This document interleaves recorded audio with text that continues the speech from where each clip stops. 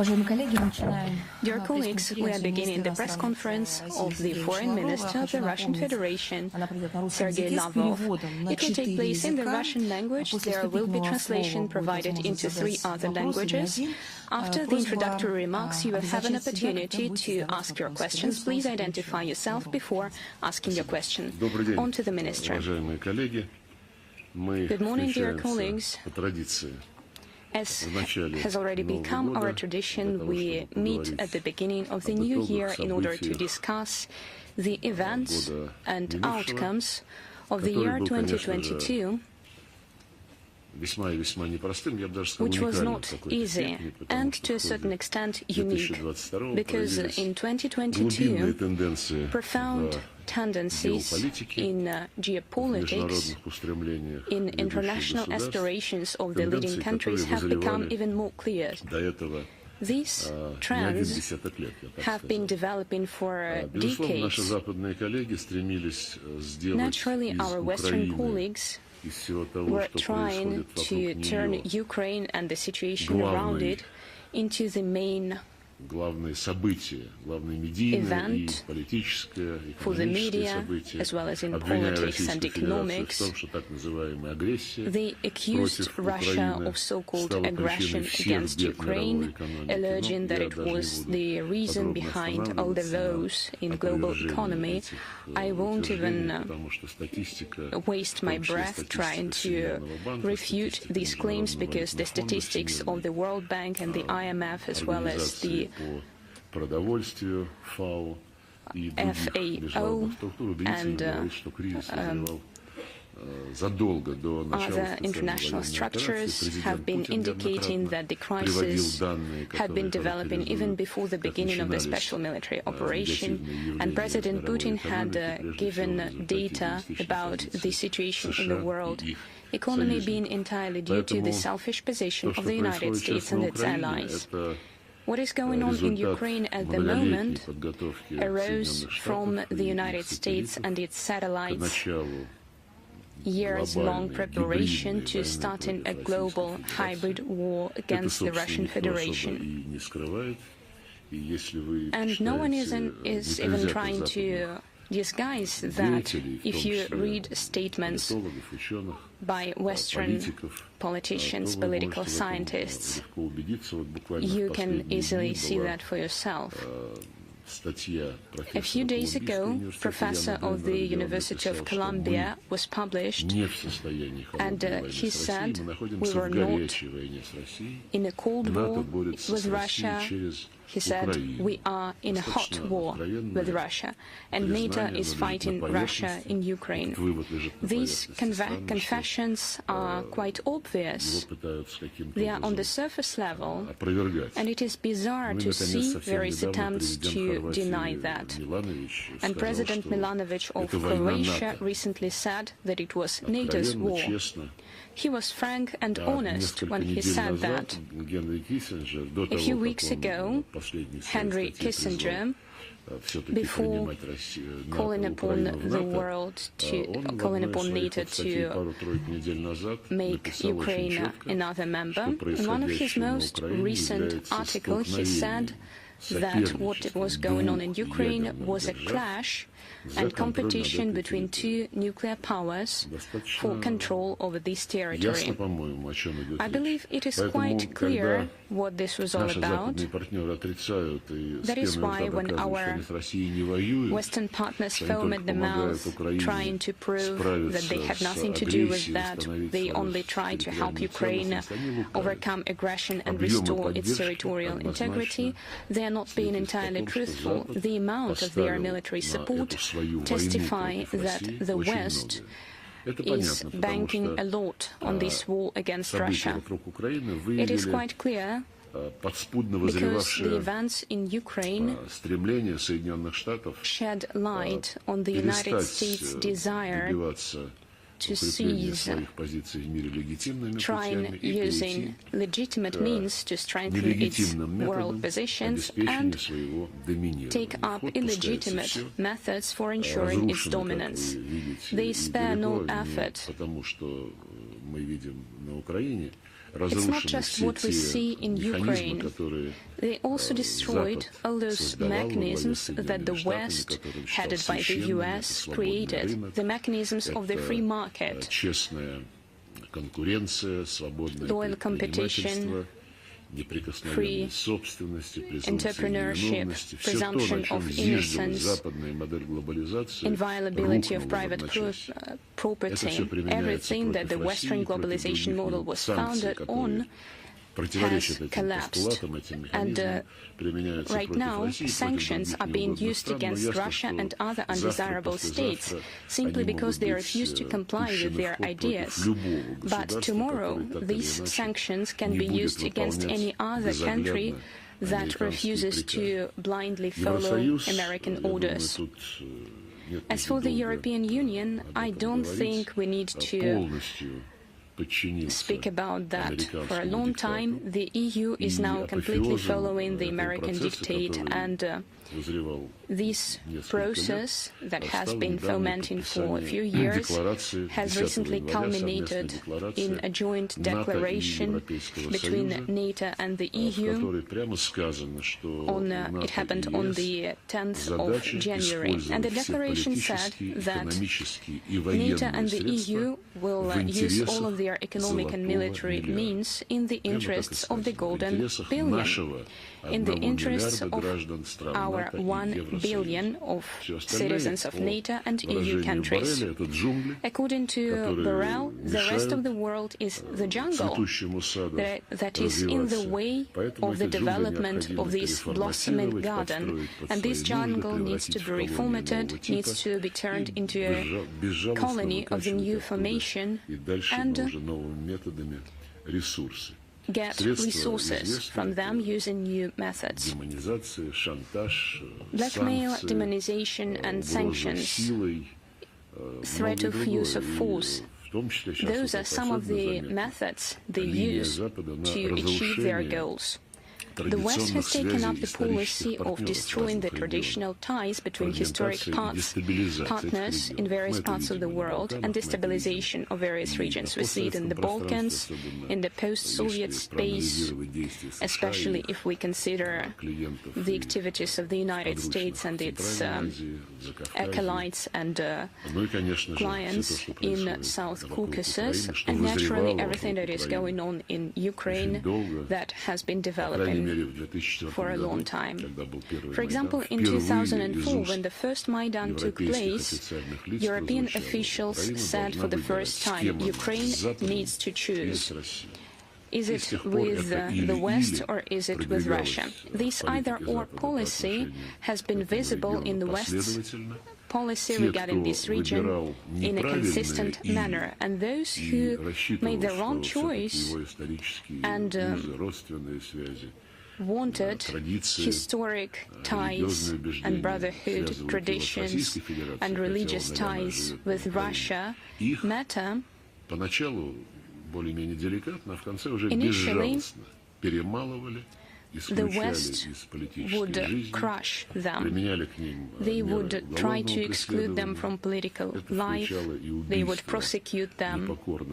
They would assassinate journalists and politicians. They would shut down media outlets if they refused to spread the official position. The police state used all means available, and right now the process is over with the silent approval of the West. And the alternative choice, either or, West or Russia, were needed to identify those who were against the West, who were not with the West. And the West started punishing these people. And let's get back to the declaration. It's an interesting paper indeed. And the EU and NATO were proclaimed to be an alliance of democracies against autocracies amid global competition.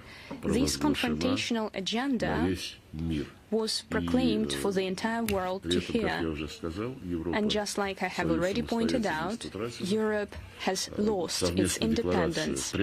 And the joint declaration explicitly states that Europeans are subjugated to NATO, essentially containing an obligation to serve American interests in geopolitical containment of Russia and China.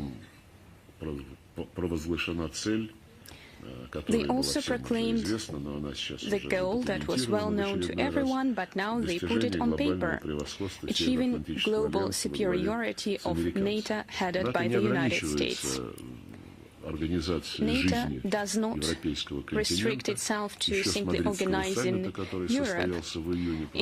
During the Madrid summit that took place in June 2022, they proclaimed global responsibility of this military bloc, especially when it comes to the Asia-Pacific region, that NATO chooses to call the Indo-Pacific.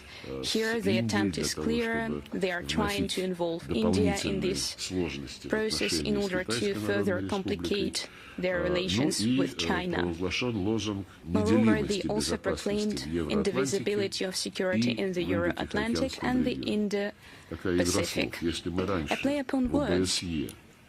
Previously, in the OSCE and the Russia-NATO Council, starting from 1990s, we would speak about indivisibility of security, which meant equal security for each state, and the obligation not to strengthen your security at the expense of the security of others. This term is now used out of context and has taken on a new meaning, the indivisibility of security interests of NATO and the Indo-Pacific. The difference is clear for everyone. The so-called Indo-Pacific, the West has embarked upon the path of creating a bloc against Russia and China. In order to do that, they have been consistently destroying various mechanisms and cooperation mechanisms that have been created in ASEAN on the basis of equality, consensus, balance of interests. They substitute them with military blocs. AUKUS is a bright example of that, an Anglo-Saxon bloc in Asia, the US, the UK, and Australia. They actively involved Japan in this bloc, and Prime Minister Kishida's recent visit to Washington became the culmination of this policy. Japan has once again embarked upon the path of militarization. They are going to change and amend its constitution, in particular the articles that prevented it from doing that. The process has started. I'm not going to go into detail about the activities of the West at other geopolitical tracks, but speaking briefly about the position of the United States and the West that we consider to be the main problem creating difficulties everywhere, it can be summed up as follows. Washington's line of ensuring dictate in international affairs means the following. We Americans are allowed to do whatever we want, wherever we want, even if it's at the other end of the world. We will do what we deem necessary, and you, all others, cannot do anything without our consent, even if you respond to direct threats to your security that we create at your borders. I'm simplifying it, of course. Just like Napoleon mobilized the entirety of Europe against the Russian Empire, just like Hitler mobilized most European countries and made them fight against the Soviet Union, the US has now shaped a coalition, including virtually all European countries, both NATO member states and others, including EU member states. And now they are waging a war by proxy against Russia, using Ukraine as a proxy, in order to solve the Russian matter, just like Hitler wanted to find a final solution to the Jewish problem. They are doing the same right now. If we read statements by politicians, not only from Baltic states, but also some more moderate ones, they say that Russia needs to be defeated on the strategical level.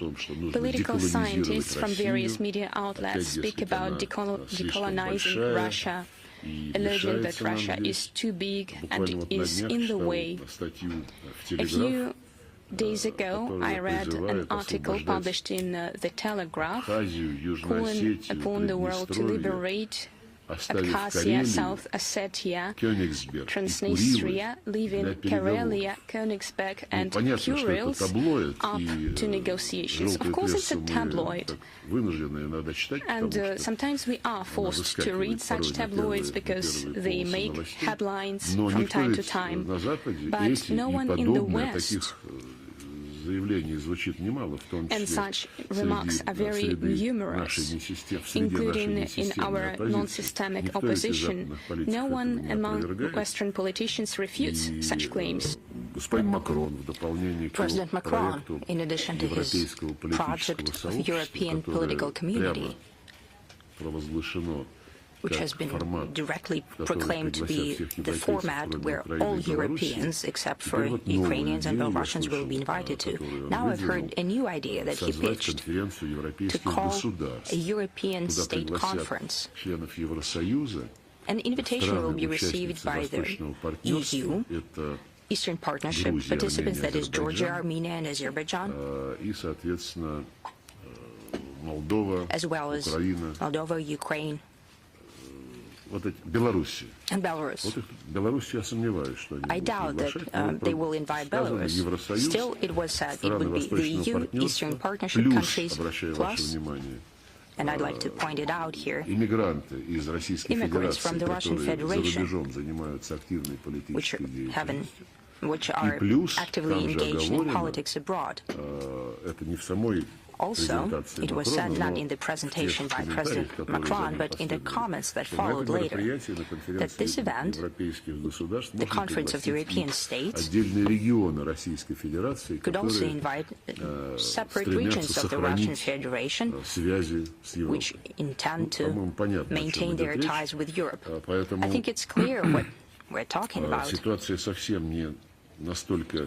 The situation is far from black and white as it is painted by our Western colleagues. It reflects the general line towards global dominance, an absolute submission of everyone, with a threat of punishment, as you can see.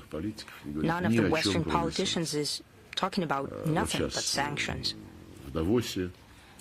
Right now in Davos, Ursula von der Leyen, yet again, was threatening us and Belarus with new sanctions. We know how to introduce more sanctions, how to suffocate Russian economy, for it to be brought back into recession for decades. That's what we're talking about. Well, there is a saying that the masks are off, and for the longest time, when there were discussions at the UN Security Council about sanctions, about a country which would probably violate their international obligations, and At that point, every time the Western countries who initiated these sanctional measures, they were saying that the sanctions are not for punishing the nation, the population of the state. These are sanctions against the regimes. So where are these assurances now? The sanctions against Russia are openly declared to be aimed at the people conducting revolution against the current leaders of Russia. No holds barred, no one is observing any politeness rules here anymore.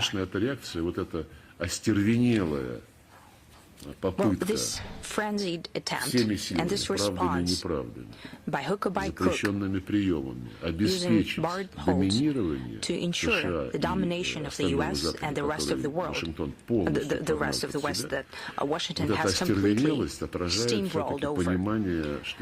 This frenzy shows that historically they're acting on the wrong side of history. And in essence are trying to stop the formation of the multipolar world. And that is not happening by decisions from cabinets in Potomac or on the Potomac River or... Well, this is happening just naturally because countries are developing economically. Take China, take India, our strategic partners. Look at Turkey, Brazil, Argentina, Egypt, many other countries that have great potential. For example, in Africa, they have tremendous reserves of raw materials. There are new centers of economic growth being formed, and the West is trying to hinder that, using the mechanisms that were created to serve their interests through the globalization that was created by them. And here, the role of the dollar as a reserve currency is one of the main roles to play. Therefore, now, in our context with the SCO and within BRICS and other associations, CIS, naturally, Eurasian Economic Union as well as with cooperation with associations with Asia, Africa, and Latin America, they're trying to build new forms of interaction so as not to depend on the West. And now it's clear, neocolonial methods. President Putin has spoken about that very clearly. These methods are being used to plunder the rest of the world. Now, in new conditions, we, together with our reliable partners, with friendly countries, will build such interaction that would benefit us and will be exempt from the influence from those who would like to subjugate the rest of the world.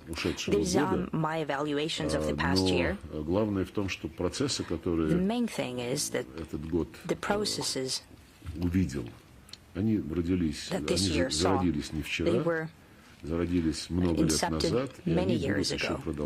It wasn't yesterday. And this process will continue to unravel because the shaping of the multipolar world, its finalization of the relations that are required for democracy in the world and justice to reign in the world, for the UN Charter to be observed about respect for sovereign equality of all states. That would take time. The UN Charter is a great foundation.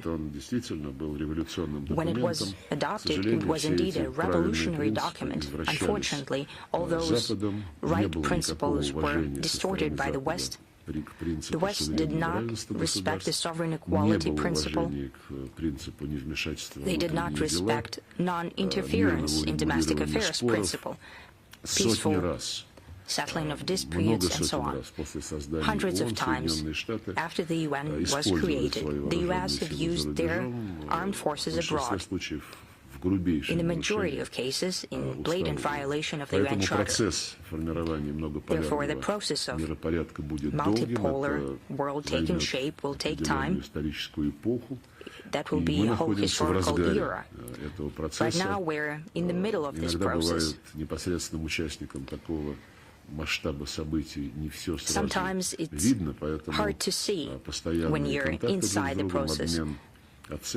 Therefore, we keep in touch, we exchange opinions and evaluations, and we appreciate that.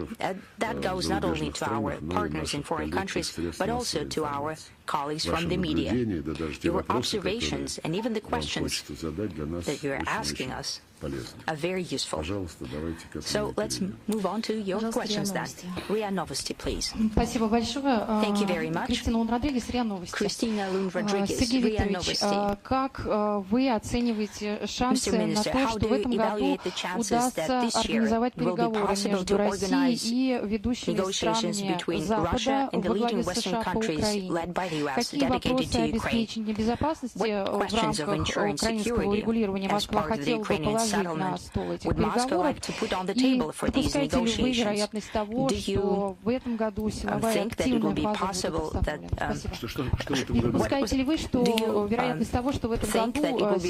that this year, this active phase, the military phase will start this year? As for the military phase and active phase, our military and our president have commented on that multiple times, and he confirmed yet again that the special military operation has its goals. They're not just invented or taken out of thin air, but they are defined by the deeply rooted and legitimate interests in security of the Russian Federation, the interests of the Russian position in the world and our nearest neighborhood. Ukraine, just like any other territory that is bordering Russia, there should be no military, should have no military infrastructure that poses a direct military threat to Russia. In Ukraine, there should be no discrimination or persecution aimed against our compatriots who happened to be Ukrainian citizens,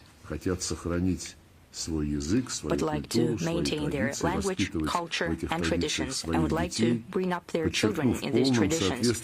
And I would like to highlight, in full compliance with the Constitution of the Ukraine,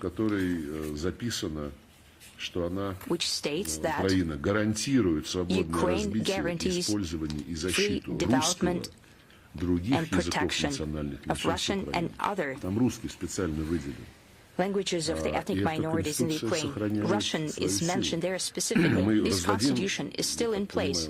As far as I understand, we have handout materials. Okay, so they were circulated yesterday. So we have materials circulating that mention the articles of the Constitution and specific Ukrainian commitments according to international conventions.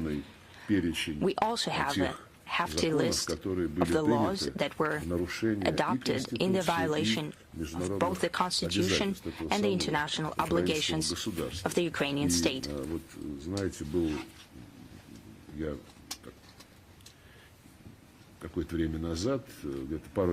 Some time ago, about several months ago, I was surprised to read an interview by President Zelensky. He spoke on the topic that if they let Russia win, then other big countries would think that they can do that too. And there are many such countries and different continents. Therefore, such countries will suffocate small countries, will divvy up the rest. And I, said Zelensky, I would like to see a different scenario when each person on the planet would know that regardless of where he lives, he has the same kind of rights and he's protected just like any person in the world. So this was said by a person, the interview took place in October. And in September, in 2021, a year before that, Zelensky, as you know, said that in the East there are just species, not people. And if any citizens of Ukraine thinks in Russian language and would like to stay Russian, then for the benefit of his children and grandchildren, he should move out to Russia. So this was said by the same person who said that he has a dream about equality and so that everyone could live the way he wants. It's clear that these beautiful words are said for the benefit of the West, but that gives us a great picture of the current regime, and it's clear why we cannot abandon the foundation of the basic goals of the special military operation. As for the outlook for the negotiations, we discussed it dozens of times. I don't want to repeat some platitudes, starting with March, when we reciprocated Ukraine's appeal for negotiations. Moreover, we supported the draft settlement document proposed by Ukraine, but Ukraine was stopped. It was told it was too early. And after the spring of this year, throughout the summer and the fall, special representatives were saying that everywhere that it's too early to move to negotiations, that Ukraine needs more armaments for it to start its negotiation with a greater initial ask. NATO Secretary General Stoltenberg said that this is the path to peace. And Zelensky is pitching very strange initiatives, 10-point plans with everything heaped over: food security, energy security, biosecurity, withdrawal of Russian troops from everywhere, Russian repentance, tribunal, condemnation, and so on and so forth. There could be no negotiation with Zelensky because he prohibited it by law to hold negotiations with the Russian government. So all of this Western talk that they are allegedly prepared, but Russia is not, well, this is not entire truth.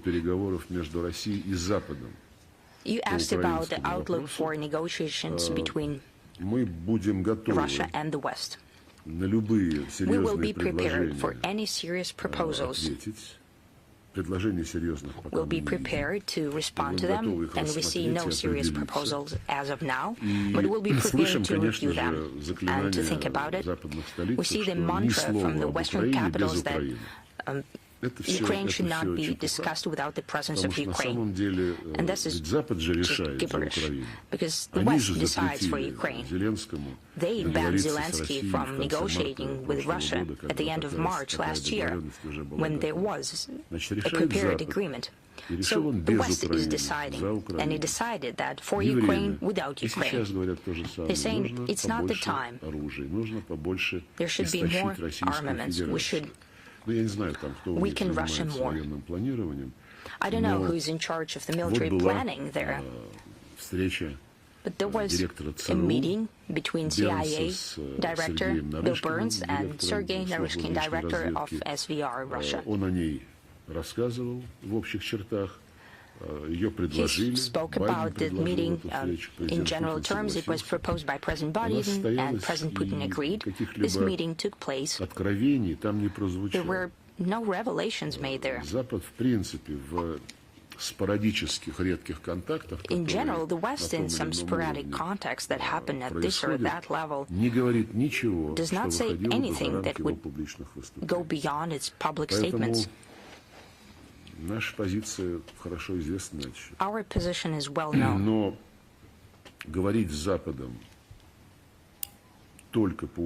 But talking to the West about Ukraine only makes no sense, really. The West is using Ukraine to dismantle the security system that used to exist in Euro-Atlantic region for many years.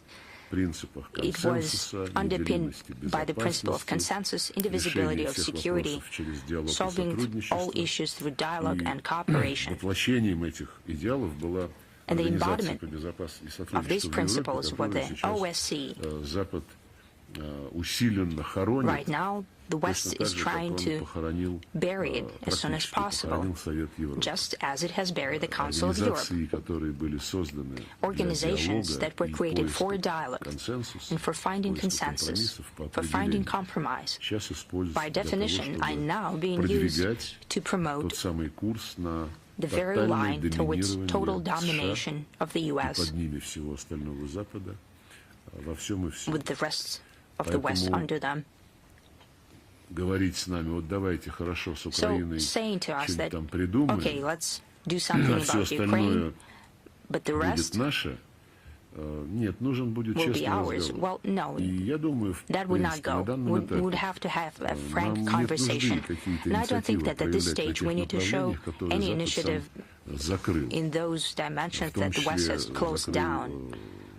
They closed down cooperation in the Council of Europe that everyone was so proud of. Besides, Council of Europe has several dozen conventions that do not require a country to be a member of the Council of Europe, but allow you to take part in those, to be party to that convention. And here, the West decided to discriminate against Russia once again and prevent our representatives from taking part in the bodies of those conventions which are open for non-members. In this situation, our representatives have no chance of taking part in review events, and in these conditions, we are impossible to act in. Therefore, we have exited out of the criminal law convention on corruption. That doesn't mean that we don't want to fight corruption, but that means that we don't want to be disregarded by the West and admonished by the West in that format when we don't even have procedural rights. I can give you plenty of examples, but let's move on to make it a bit more lively. Other questions, please. Greece, please.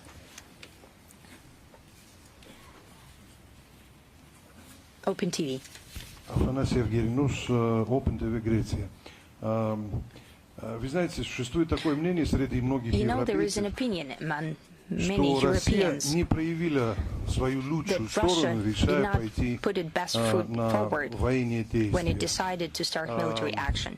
Ну и что таким образом выступает как остальные империалистические страны, допустим, Соединенные Штаты, которые упомянули, которые, кстати, разбомбили почти половину планеты, что таким же образом нарушает международное право, действуя таким образом, чтобы захватить определенные территории. И,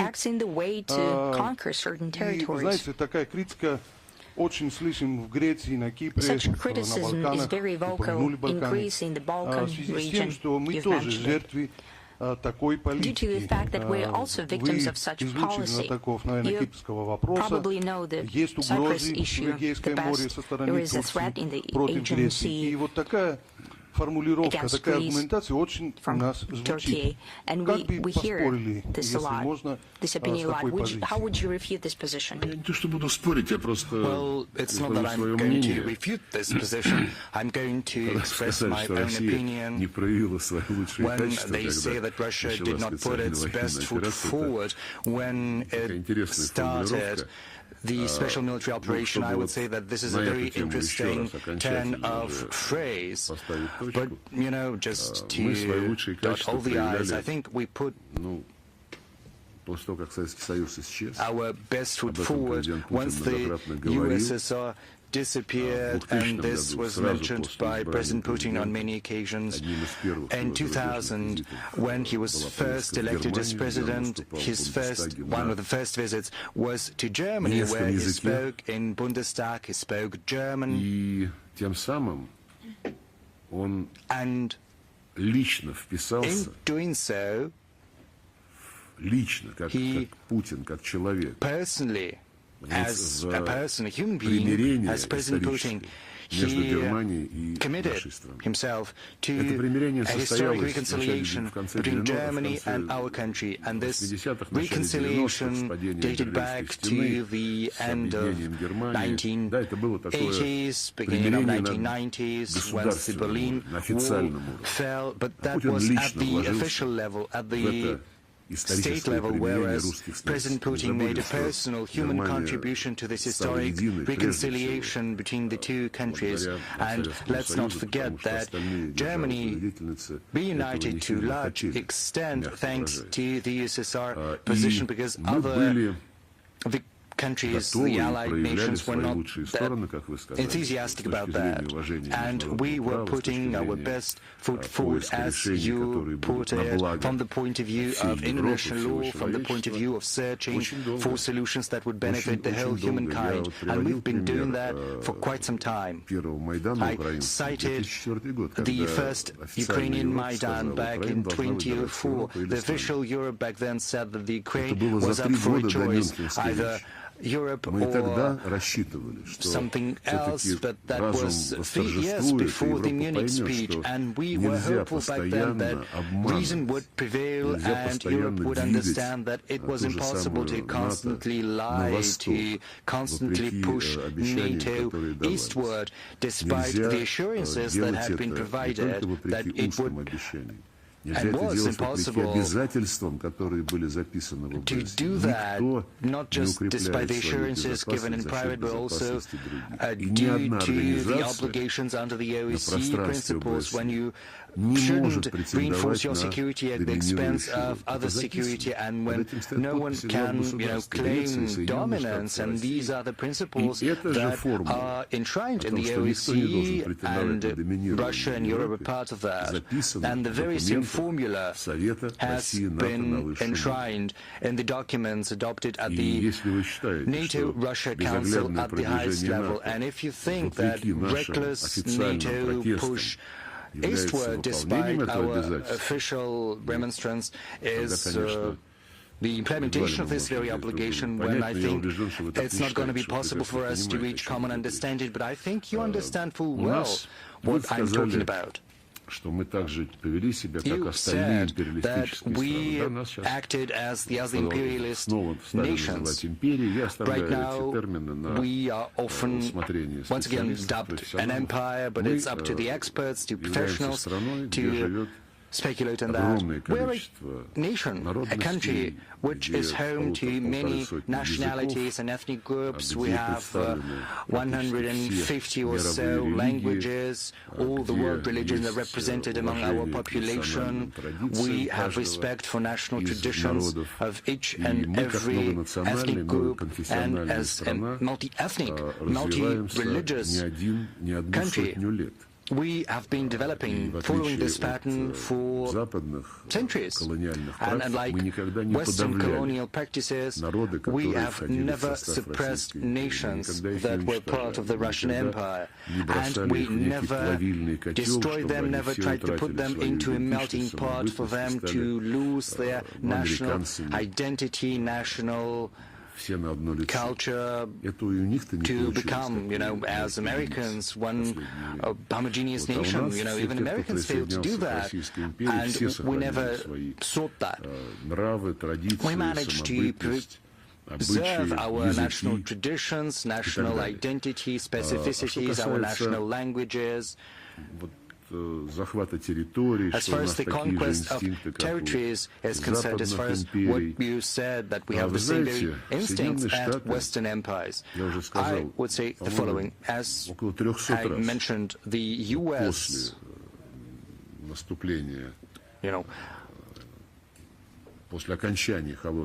the end of the Cold War, well, let's take 1990. After that, the U.S. invaded other territories for 300 times or so. And why did they do that? Either because someone offended the Americans. This happens regularly in Central America or in the Caribbean. Or they sought to eliminate threats to peace and security. To cite an example, Saddam Hussein, who allegedly was in possession of WMDs, which turned out to be a fabrication, or Libya, when they wanted to eliminate Gaddafi, who was not a Democrat but a dictator. So they destroyed prosperous countries who were not that bad from the point of view of the economic development. Let's take Yugoslavia. They simply decided to dismantle the Balkans, in particular to please Germany. They did not wait for a coordinated line by the EU. They simply recognized Slovenia and Croatia, which made it impossible to rebuild any kind of confederation and the Balkans. Serbia was against that. It was against the idea of the Balkans submitting to the West. So what did they do? You know, incidentally, when Joseph Biden was still senator, a year prior to the NATO aggression against Serbia in 1997, he said, I am in favor of bombing Belgrade. I suggest American pilots have to go and destroy all the bridges across the Drina. I suggest that we take all their oil reserves, just, to take away that from them. And, as you see, all the proposals of Senator Biden were implemented a year after, and the Time was published a new edition, and it had the cover saying, through mass bombings to democracy. And back then, not a single person was thinking about a tribunal. Or when the US invaded Syria without any legitimate cause, starting to raise cities to the ground. Cities were destroyed, eliminated. Raqqa was razed to the ground, bodies were piled up, and they stayed in the streets for months. Yes, there were some reports by Médecins Sans Frontières, by others, but never was a tribunal proposed. But when the International Court itself decided to look into potential military crimes that might have been committed by the American military in Afghanistan, the US said that we're going to slap sanctions on you, we'll take away your money, and this high institution of international justice decided to keep mum. Yes, you can draw a comparison, that's true, but as I said, we have been protecting our own security, because Ukraine was being turned into a bridgehead to undermine our interests in the Sea of Azov. There were plans to build military naval bases, Anglo-Saxon bases in particular, and these are serious threats. Secondly, the humiliation of Russians that allegedly have to have their rights protected under the Ukrainian constitution. And this humiliation was inadmissible because they associate the protection with us, the protection of their legitimate interests. When in 2014 a West-inspired coup d'etat happened, they didn't even make an effort to build a national dialogue. The West sided with the regime that declared anti-Russian goals, that declared its commitment to the principles and practices of Nazism when they bombed Odessa, when they bombed Luhansk, and no one is investigating these crimes. And there are no suggestions to set up tribunals for that. Lastly, a war was started against those who disagreed with the coup d'etat, then the war was stopped, the Minsk agreements were signed, but as you know, Germany and France with Poroshenko, all the three signatories, except Putin, well, they signed it to better prepare Ukraine with weapons and equipment for the next phase. So do you think we didn't put our best foot forward in this particular case? Because we were the only country that sought to make sure that the Minsk agreements were observed, whereas the others were not so enthusiastic and were simply following the advice from the US. And I think that, well, Greece and Cyprus are suffering because of that. I don't know what they are most suffering from. Because Greece and Cyprus and Russia have always been very close friends, and the transformations that have happened in the leadership of both countries have not gone unnoticed by us. As far as everything that I've just mentioned is concerned, I can say the following. For many years, they have been preparing these efforts, preparing forces to unleash a hybrid warfare against us. And this is all well known. I think prime ministers and presidents of European countries, especially countries that have had long-standing historical ties with Russia, I'm confident that these people know the facts and they know how to analyze that.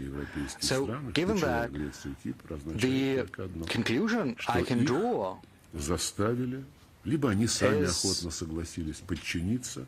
quite clear. Either they were made or they willingly submitted to the diktat by the US.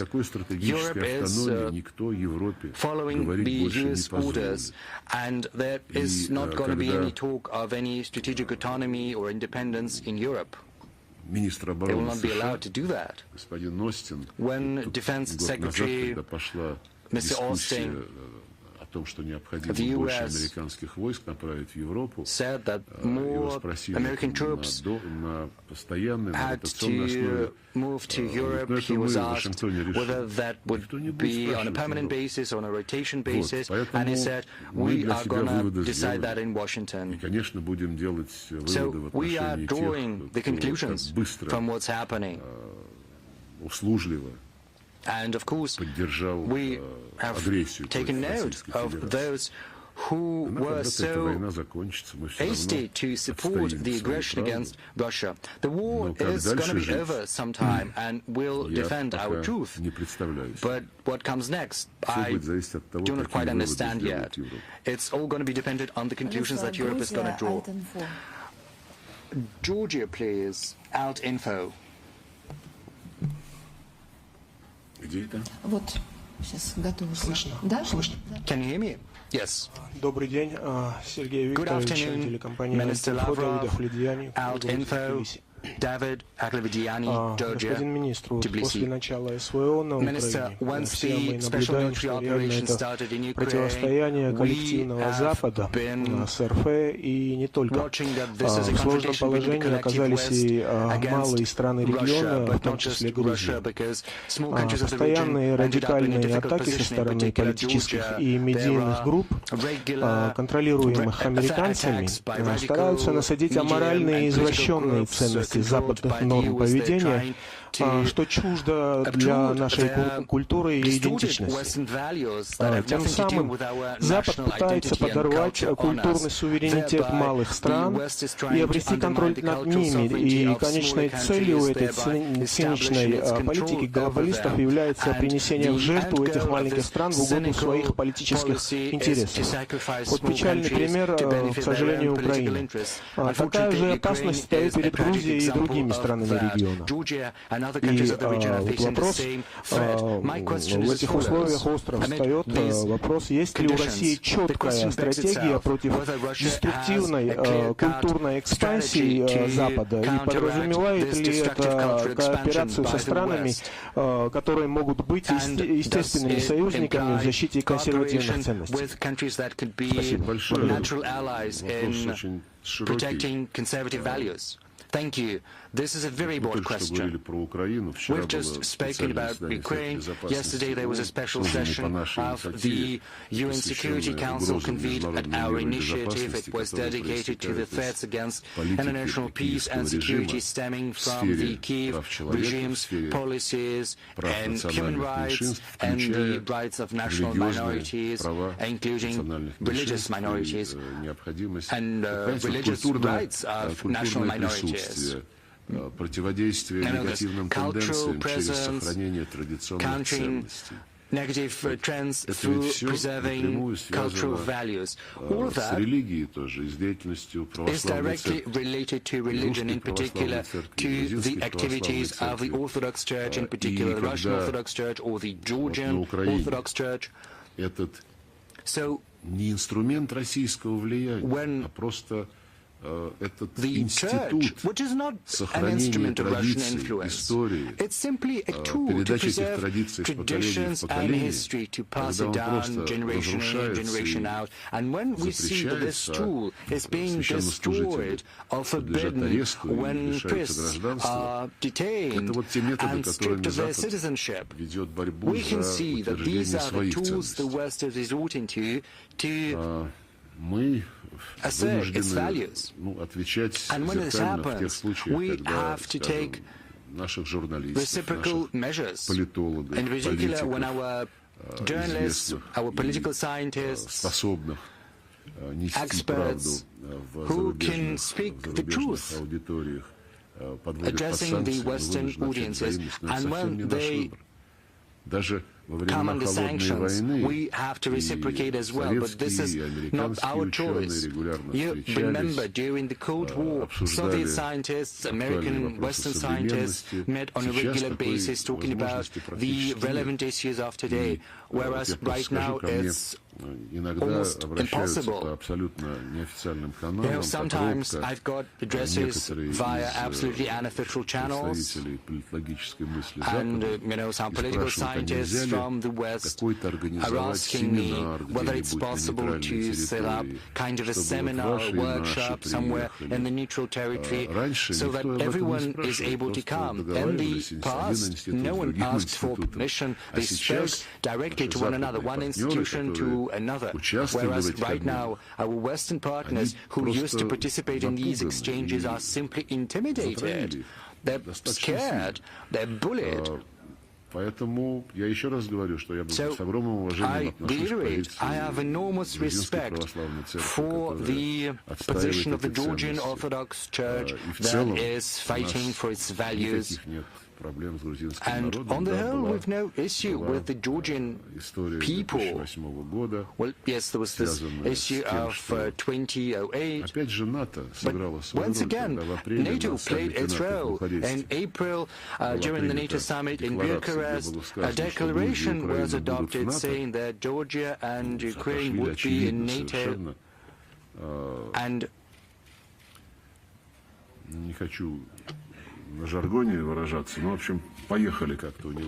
I don't want to use curse words, but his emotions apparently got the better of him. I'm speaking of Saakashvili, and he decided that he was entitled to do whatever he wanted. And Condoleezza Rice visited, and he ordered to bomb Tsinvala and peacekeepers.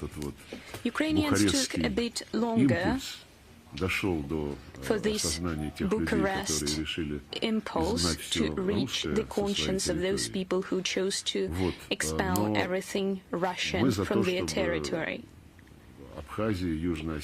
We would like to see Abkhazia and South Ossetia build their relations with Georgia. There are dialogue mechanisms that we participate in. Quite a while ago, Georgia came up with the project of joint economic activities and strengthening trust. This is perfectly commendable, and the Western participants of the so-called Geneva discussions between Abkhazia, South Ossetia and Georgia, namely the European Union and the United States, are attempting to make this dialogue format hostage to what is going on in Ukraine. That's simply indecent, let alone unprofessional. It means that for them, specific tasks to be carried out in a specific region are conditional to their political offenses and caprice. I'm happy to see contacts among people on the personal level, develop actively with Georgia. Last year, the Georgian GDP grew by 10%, largely due to tourism and trade relations with Russia. I hope that very soon we will be able to resume direct airline connection, flights between Georgia and Russia, and we see to what extent Georgia, just like the rest of the world, is facing pressure by the West that openly and unashamedly demands that it join sanctions against Russia. This small country and its government have the courage to say that they will be guided by their own interests, economic interests, is once again commendable. Radio Saga, Iceland. Hauksson Haukor, Iceland. Good afternoon, everyone. Just now you were speaking about what is going on in the West. Two questions. How would you comment on the rather interesting statements by Sauli Niinistö, President of Finland, on the New Year when he compared Russia to the cruel Nazi regime? Second question, in the Soviet era they would often speak about imperialism, colonialists and so on, and these words are more and more often used today. There are also neoliberalism, globalism and other new terms. Do you think these words are used in remarks by Mr. Zyuganov of the Communist Party of Russia, but also in your speeches and those by the Russian president? Who is Russia facing today? Who is it opposed to today? Are these notions relevant even today? Or are they now relegated to ancient history? As for the New Year remarks and the following other interview by President Niinistö, well, just as it was the case with Greece and Cyprus, we have considered Finland to be an epitome of friendly relations between our two countries. Even back in the day when those were countries with difficult political and economic systems, social systems, and the rapidity of movement of Finland and Sweden, and I'm more surprised to see that Finland is rapidly changing course and rhetorics, and apparently there has been also a change of heart, or perhaps they have always been anti-Russian, they have just been hiding their anti-Russian position with pretty words about a common European home, respect for the Helsinki Final Act, and expediency of having a summit in Helsinki in 2025 on the 75th anniversary of the OSCE. And I was surprised to see these remarks, because he drew a direct comparison between Putin and Stalin. Putin, just like Stalin attacked Finland, Putin attacked Ukraine, and just like Stalin did in Finland, Putin is going to lose in Ukraine. This monologue was rather primitive, and the allusions to fascist Germany probably reflect the fact that Mr. Niinistö thinks about it quite often.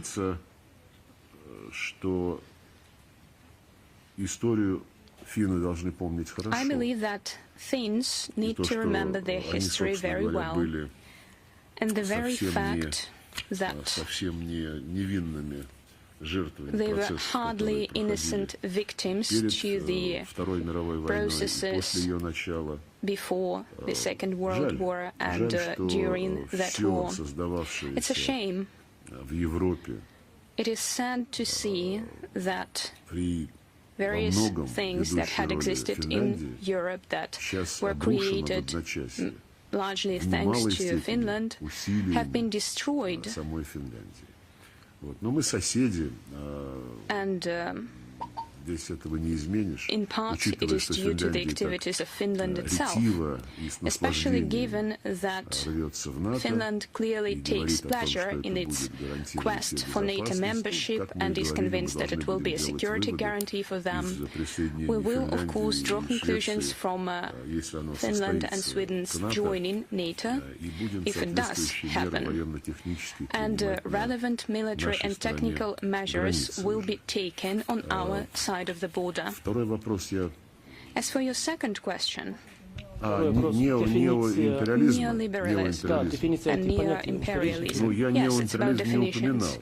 I did not mention neo-imperialism. It was the person next to you who mentioned that, who alleged that we were acting just like other imperialist powers. It's a matter of taste, actually. As for colonial habits, President Putin spoke about that, and it is a realistic evaluation of what the West is doing at the moment. Colonialism is about seizing someone's territory and living at their expense. This seizure can take many forms. In the 18th century, they would load their ships with slaves, but today they simply subjugate another country, their plans and programs to their own will, just like the US is doing with the EU. Iceland is not an EU member state. You are lucky for that, because the EU has lost its independence. It is a NATO appendage.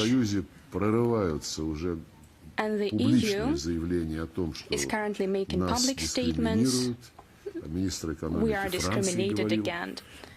The French Minister of Economics said they needed to motivate Americans to be more mindful of their interests because European industry is paying 4 times more for natural gas than American industries. And the shift to liquefied natural gas, despite the volatility of prices in the long term, probably means that production in Europe is going to become much more costly. Interesting fact is, many years ago, Europeans would demand that we not sign long-term contracts and shift to spot prices. And now, when the Ukrainian situation started and they would look for new energy sources, they started negotiating with Qatar, and Qatar said, all right, but 15-year long-term contract is your minimum. Europeans turned to the US, and yesterday I read that the US said, all right, we'll give you good prices, but only as part of long-term contracts.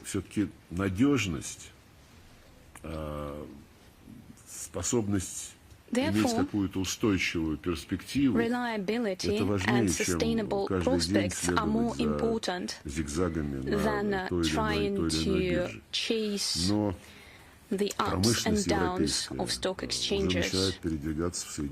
And European industries are moving to the United States. And Western political scientists say that one of the key goals of what is going on in the world right now, and including around Ukraine, is to decrease Europe's competitiveness and attractiveness as a competitor. This will also influence China and its other competitors at world markets. And naturally, colonialism shows in their relations with developing countries as well. Just look where American investment is going. It is very often tied to various political conditions or placement of American troops. Не вижу больших отличий, но I see very little difference here. And since we are at a press conference, I know that many scientists are already studying this new phenomenon, the new era colonialism. It is colonialism as it is. The goals and purposes remain the same, to subjugate someone else and use their resources to serve your interests. And here we have newbies, in the best sense of the word, all world news. Good afternoon, Olga Shetinina. Thank you for the opportunity to ask this question. Diplomacy has a wide variety of tools, including words. Mr. Lavrov, according to you, in 2022, in the world of diplomacy, what word was the most tragic ones? Or the most hopeful one? Or perhaps could you say us the word that the world needs to hear today? Oh, that's a very philosophical question. We are more in the habit of thinking about certain phenomena, and describing what we do is probably your job. Thinking of words, well, the word war, and I'm not afraid to say this word, because what is going on is our response to response that, as our president had said, needed to be given a bit earlier, but it is a response, and it's not too late. It is our response to the hybrid war that was unleashed against us. And this hybrid war is a tool for the West to promote its agenda. As for the word that gives us hope is victory. And what was the third word? Something that the entire world needs to hear. I believe the word victory, once again. Those who want to hear the word negotiations, regrettably, they don't want these negotiations themselves, and they manipulate this term in order to protract this war against Russia. We have a lot of Arab-speaking media. Could we start with RT Arabic? Добрый день, меня зовут Касаб Мухаммад, RT Arabic. Kasab Muhammad, RT Arabic. Minister Lavrov, according to you, государства, внешняя политика РФ, what is the significance of Arab states in the foreign policy of Russia? Have you reconsidered your priorities regarding such states in 2022? Arabs are our long-term and true friends.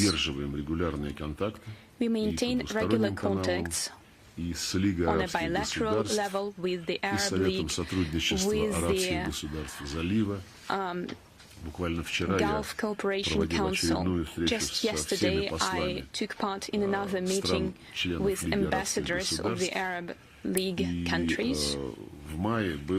In May, I visited the Arab League headquarters in Cairo. I spoke before all member states. And I see that they understand our position. I see that they understand that it's not only about Ukraine. It is rather about fighting for a new world order between those who consider that this world order needs to follow their rules that include domination of the US and its satellites, and those who want this world order to be democratic. It's not the first time I mentioned that. The Western countries that always demand everyone to be democratic typically mean only their internal only internal structure of some particular state, and you have no right to question democracy in the United States, even though recent studies about how the elections were held, how dead people took part in the elections, how one congresswoman got twice as many votes than the number of voters in her part of the country. But as soon as you speak about democracy in international relations with them, they evade the topic, they evade the discussion. They want to see rules in the world, not the international law which provides for sovereign equality of states, but those rules which enable them to dictate their will on the rest of the world. Just like the NATO-EU declaration says, it serves the interests of the golden billion, and the jungle is going to be used for their interests. None of the Arab countries joined sanctions despite the unprecedented pressure by the West. And this pressure was unceremonious and somewhat humiliating. Yes, the West humiliated itself when it put that pressure on other countries.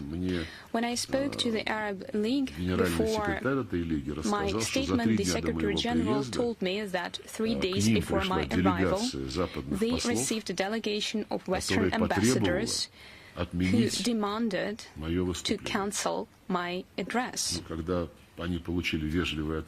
When they politely replied it was impossible because they were friends with Russia, the delegation demanded that after my speech, each member of the Arab League stand up and speak out against the Russian aggression. After that, they were told that each country has its own position, and they defined it themselves. And it's humiliating. They also asked them, don't take pictures with Lavrov, don't take photos. I'm not joking here. The Secretariat put this on paper and sent it to embassies. This motion hardly flattered me. But just for the record, I would like to say that after my hour-long speech, each of those ambassadors asked me to take a photo with them separately. It's a little detail, but these details that many other countries, including European ones, would need political courage to do.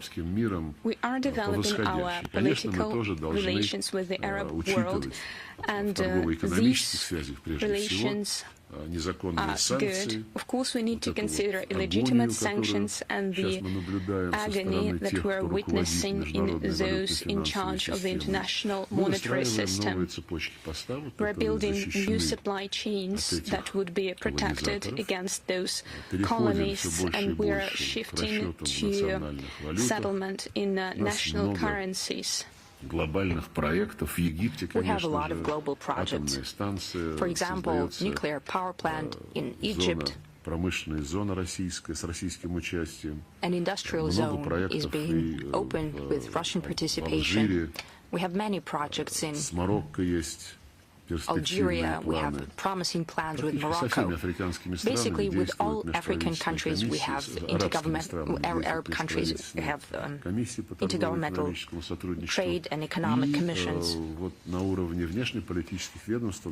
At the level of foreign ministries, we have a forum, Russian-Arab Dialogue Forum.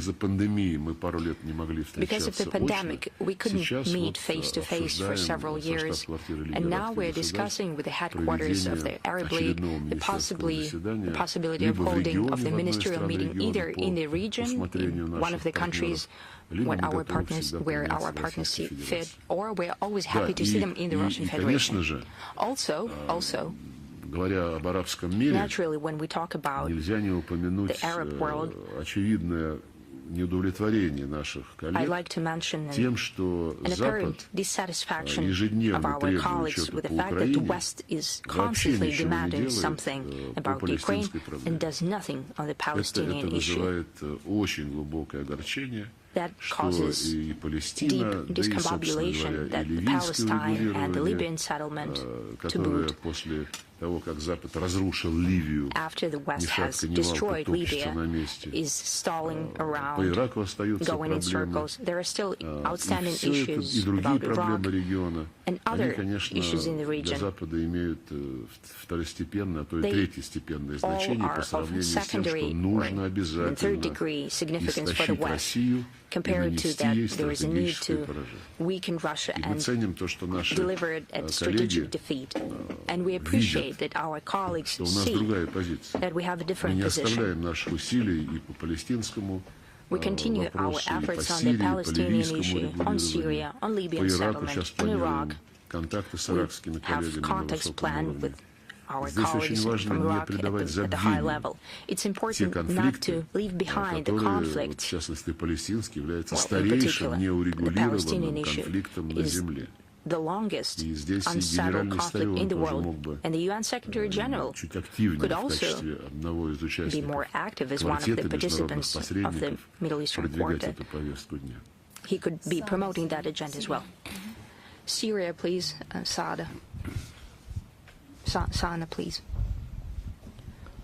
Добрый день, Сергей Викторович. Good Вы afternoon, напомнили город Minister. Араку и You mentioned the city of Raqqa хищническую агрессивную политику США, and the predatory которая policy of превратила the этот United город в States руины. that has turned the city Я into хотел ruins. спросить, вот незаконные ask и you несправедливые, about даже и illegitimate, односторонние unjust, санкции and против unilateral sanctions сирийского against народа, the Syrian nation, оккупация частей and сирийской occupation земли of the part of the Syrian land продлевают срок кризиса в only Сирии drags out и the crisis in Syria. усугубляет условия That жизни exacerbates сирийского the народа. conditions И for the Syrian nation, for the Syrian как people. вы посмотрели бы или объяснили бы вот How would you именно explain, what would be your нарушение take Соединенных Штатов on these и их сателлитов violations of the United международного и States and their client гуманитарного states, закона violations против of сирийского народа и international and запрет humanitarian law, возвращения беженцев на свою violations against the Syrian историческую people, землю? the Спасибо. ban for the return for the Спасибо большое. refugees to their Здесь historic land. можно долго Well, говорить. thank you very much. Конечно, I think санкции неприемлемы. this Конечно, could be a very это lengthy еще один пример conversation. того, The как conversation, naturally, западное sanctions are not разглагольствование acceptable. о том, This что is yet их another санкции example of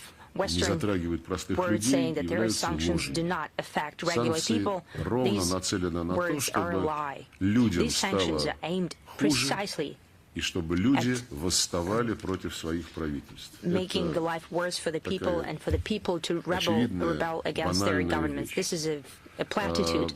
It's Да, apparent. есть гуманитарные исключения. Yes, there are И, humanitarian exemptions. Если вы посмотрите на объемы If гуманитарной you take помощи, a look которые at the поступают в volumes of Сирию, humanitarian aid delivered to если Syria, отталкиваться от тех And if we параметров, которые take a look ООН считает at the необходимыми, UN parameters that и что фактически UN поступает believes в necessary Сирию, and what то это essentially примерно arrives to Syria. половина. That's about Это один из half худших показателей of среди what is всех necessary. This is one of the гуманитарных worst программ.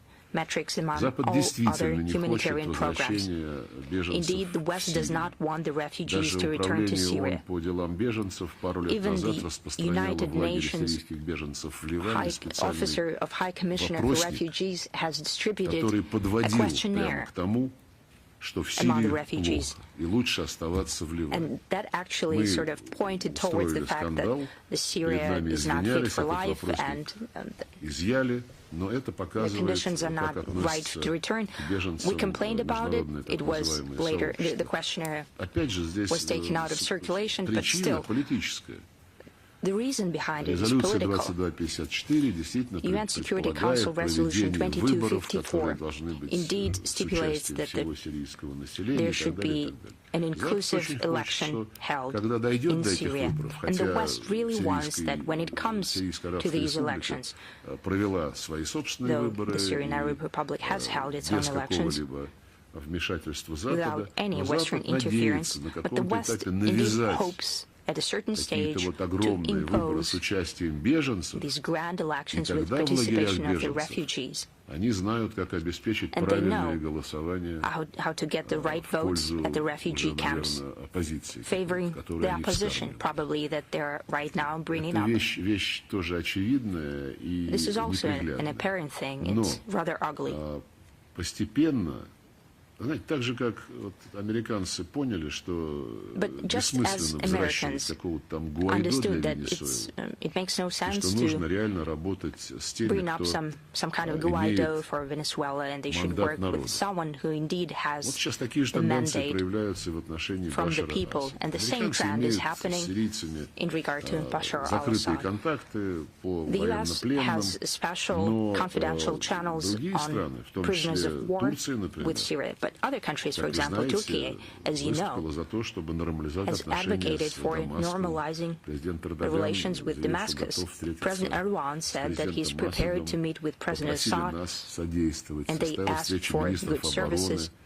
There was a meeting held between the defense ministers with Russian facilitation. They're preparing a foreign ministers meeting. The Arab countries either never left Syria, they've left their embassies, or now are returning back, returning their embassies. For example, the United Arab Emirates. This is also a country which has tremendous experience in mediation, and they're using that for the good purposes, and we appreciate that very much. The life itself will make everyone review these possibilities proceeding from the reality and not from some perfect picture painted by someone in their geopolitical dreams. But one of the main issues is Idlib, so that the agreements on Idlib would be fulfilled, the agreements that it's not acceptable to keep terrorists there. Yes, northeast as well. There should be better contacts between the government and Kurds. We understand the concerns about our Turkish colleagues. They're concerned about this issue. And we understand their irritation at the fact that the U.S., on the contrary, would like to use Kurdish forces there to create a quasi-state at the east of Syria, and so these Kurds will deliver to Washington. It would constantly create some kind of irritation in the region. Recently, my colleague, Minister Çavuşoğlu, has reminded that Russia in 2019 has signed a memorandum with Turkey, according to which we have agreed to facilitate cooperation of Kurds, so they would withdraw from the Turkish border to a certain distance, similar to Adana agreement of the 80s.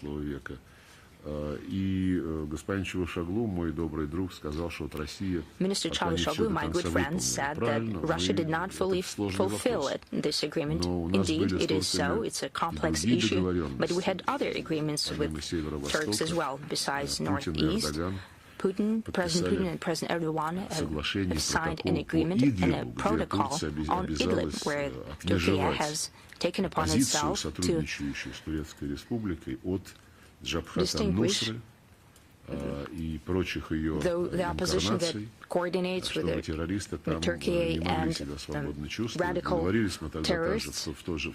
We have agreed at the same time, in 2018-2019, we have agreed to jointly patrol M4 road leading to Aleppo. It's also not entirely working out. So we need to continue and strive to deliver on the agreed tasks. They're still very relevant. As for economic rebuilding of Syria, these issues are of tremendous importance as well. The West, by hook or by crook, would like to maintain the channels of providing humanitarian aid without control of Damascus through the Turkish border to Idlib. We have allowed to leave just one such crossing with a condition. that legitimate methods of delivering humanitarian aid according to international law would increase. So there would be more opportunities to finance early rehabilitation projects. So not only food and medicines provided, but to bring back hospitals, roads, to bring back power supply and everything, water supply. We were promised that. There was also a UN Security Council resolution, was supported by the US, and for the second time in a row we see very limited progress. This is also a matter that UN should engage more actively in. One more question from the region. MBN, US company, please. Firas Al-Mardini, телекомпания MBN, СМИ США. U.S. media. Mr. Minister, relations between Russia and the U.S. are not in their best shape. From the Russian point of view, what should Washington do to bring back the relations to the previous level? Такие напряженные отношения между Россией и США мешают решить другие кризисы, например, Йемен, Сирия, Ливия и Иран. Всегда, когда две влиятельные страны не сотрудничают, а большая часть даже не разговаривают друг с другом, всегда это сказывается на их возможностях помогать решать ту или иную международную проблему, где требуется объединение усилий. Что требуется для того, чтобы эти отношения пришли в норму?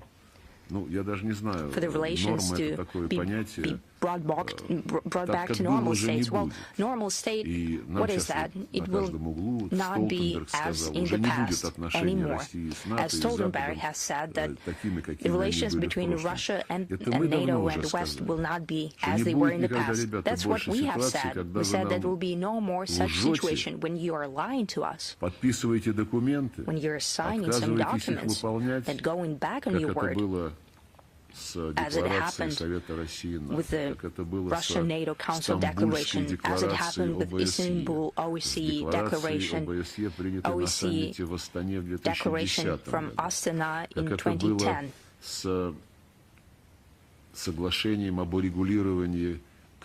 As it happened with the Ukrainian settlement agreement in February 2014, guaranteed by France, Germany, and Poland, as it happened with Minsk agreements that were signed not only by France and Germany, but they were also endorsed by the United Nations Security Council.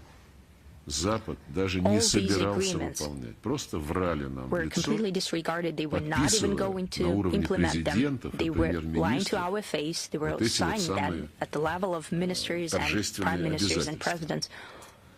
They were signing these lofty promises. So we stopped taking their word for it. That used to be the Russian tradition. When the merchants used to agree on everything, they just shook hands on it, and if you don't deliver later, then no one would even respect you. So we learned our lesson that that doesn't happen when we were promised that NATO would not expand. So we started signing documents, politically binding and legally binding documents. For example, the United Nations Security Council resolution on Minsk agreements is a legally binding document. Now the US is calling upon Russia for Russia to leave the Ukrainian territory and to implement the UN Charter. This charter, among other things, mentions that all members of the United Nations should implement the United Nations security resolutions. And such resolution on Ukraine, on the Minsk agreements, was simply sabotaged.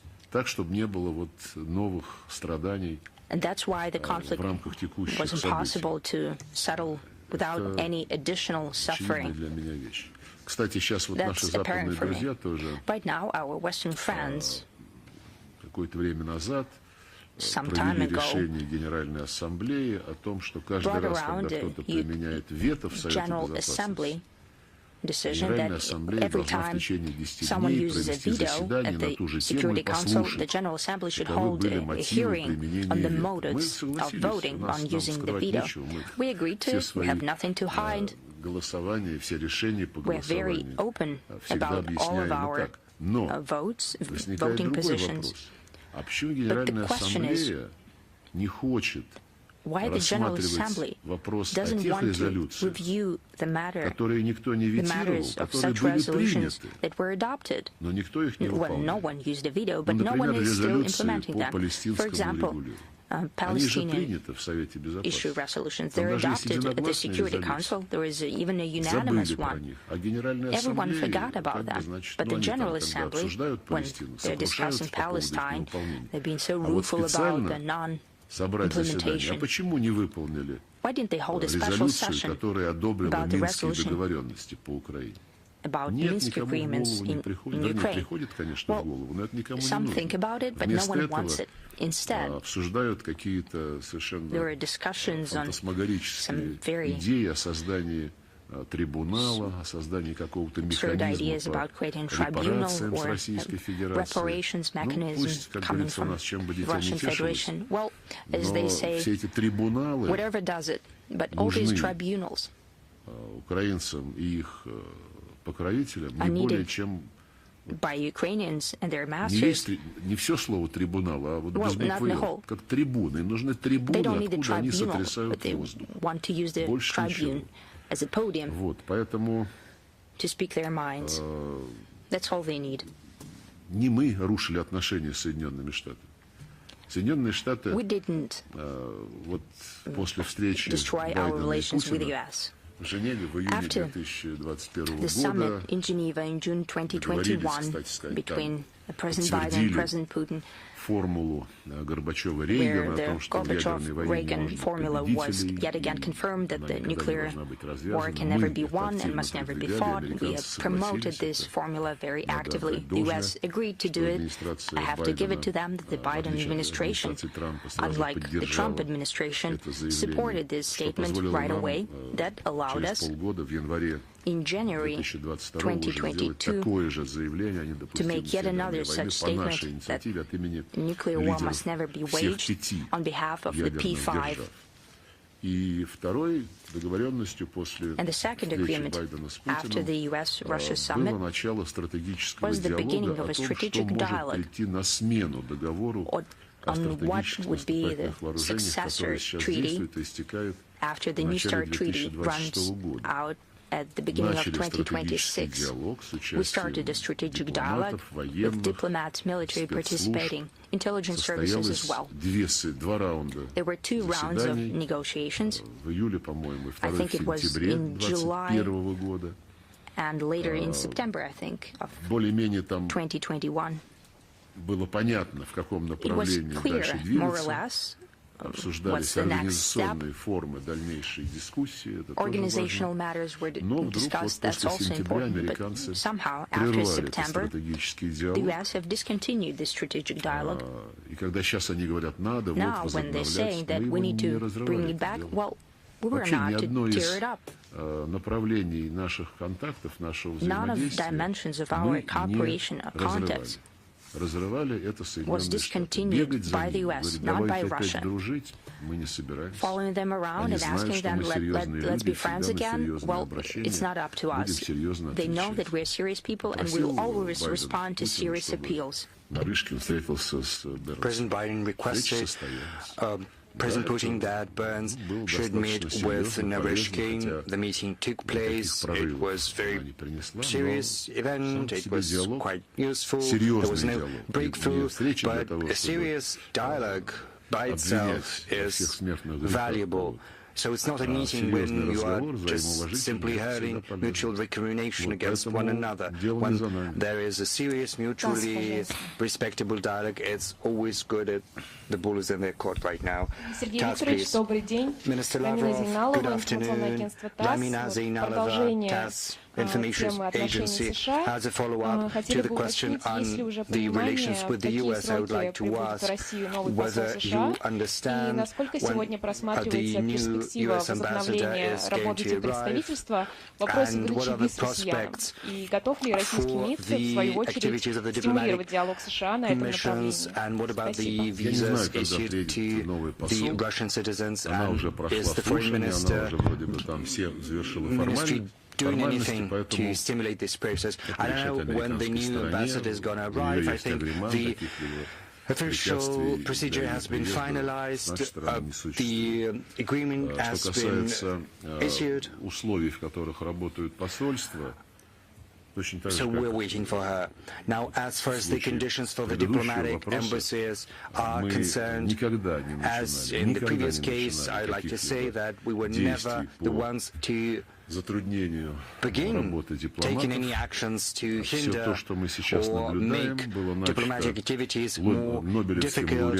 What's happening right now was initiated by the Nobel Prize winner Barack Obama in October 2016, 3 weeks prior to the inauguration of President Trump.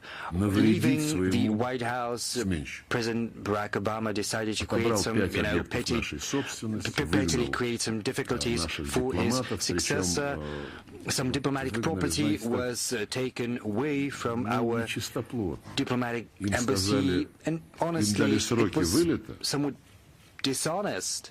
The diplomats were given a deadline when there was no flight from Washington, and there were more than 100 people, diplomats with wives and children, and it took them several hours to go to New York with all of their luggage, to hop on a flight from New York. It was something low, ignoble, undeserving of a president of the US. And they told us that we should wait until President Trump arrives in the White House and we'll sort this out. That's what they told us. We took a pause, but nothing happened even once President Trump arrived, and we had to reciprocate. We had to introduce a special regime for a couple of diplomatic properties of the US in Moscow, and they took offense, but honestly, this was not a level playing field, and it was a chain reaction unleashed. Right now, we do not have parity, and the US has a serious advantage in terms of the number of diplomats. Because we have different counting techniques for the overall number of diplomatic staff.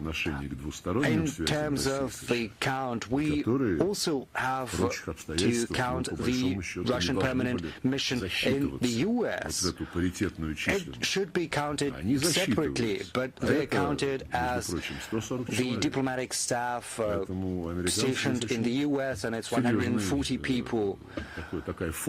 So the Americans have a very serious advantage. So when they lament that there is no staff to issue visas to the Russian citizens, do not believe them, because we have few people by 140, but we never stopped issuing visas, and we never asked the American citizens to go to Venezuela, to Nicaragua, or to Cuba to get a visa. So we are trying not to be petty. Let's move on to Asia. China Media Corporation, please. Да, работает. Сергей Викторович, добрый день. Собственный корреспондент глобальной телевизионной сети Китая здесь, в России, в Москве. Дмитрий Маслак меня зовут. Сергей Викторович, Китай всегда, во-первых, в последнее время много говорит о мире, о том, что этот мир нашему миру необходим. Говорит в том числе и о политике неконфронтации, да, со своей стороны, о политике неприсоединения. Но, тем не менее, Запад всячески сейчас активно говорит о российско-китайском альянсе, пугает иногда даже этим альянсом мир. Как вы считаете, просто пока, как мне кажется, об этом еще не было речи, это такая типичная тактика Запада, все то, что им не нравится, всячески это ломать, сокрушать и так далее, и так далее. Фиксируют ли сегодня в России попытки Запада поссорить Россию и Китай? Возможно, это какие-то информационные атаки, возможно, компромат или что-то еще. Ну, в общем, такой фирменный американский стиль. The signature decree controlled by the Americans. Our relations with the People's Republic of China are going through the best spell ever. Over the course of history, and this is testified by President Putin and President Xi Jinping. This has been enshrined in the mutual bilateral documents. The latest one was adopted back in February when President Putin paid a visit to the People's Republic of China. It was a special declaration, a special statement about the international relations entering a new era, a stage of steady development. This is a very strong document which represents our point of view, our worldview, and the spirit of solidarity between our two countries. And as you remember, our Chinese friends have said that our relations are not an alliance, not a union, but in many respects it's even stronger than a union. These relations are pragmatic, based on mutual trust, mutual respect, founded upon due regard for the interests of one another.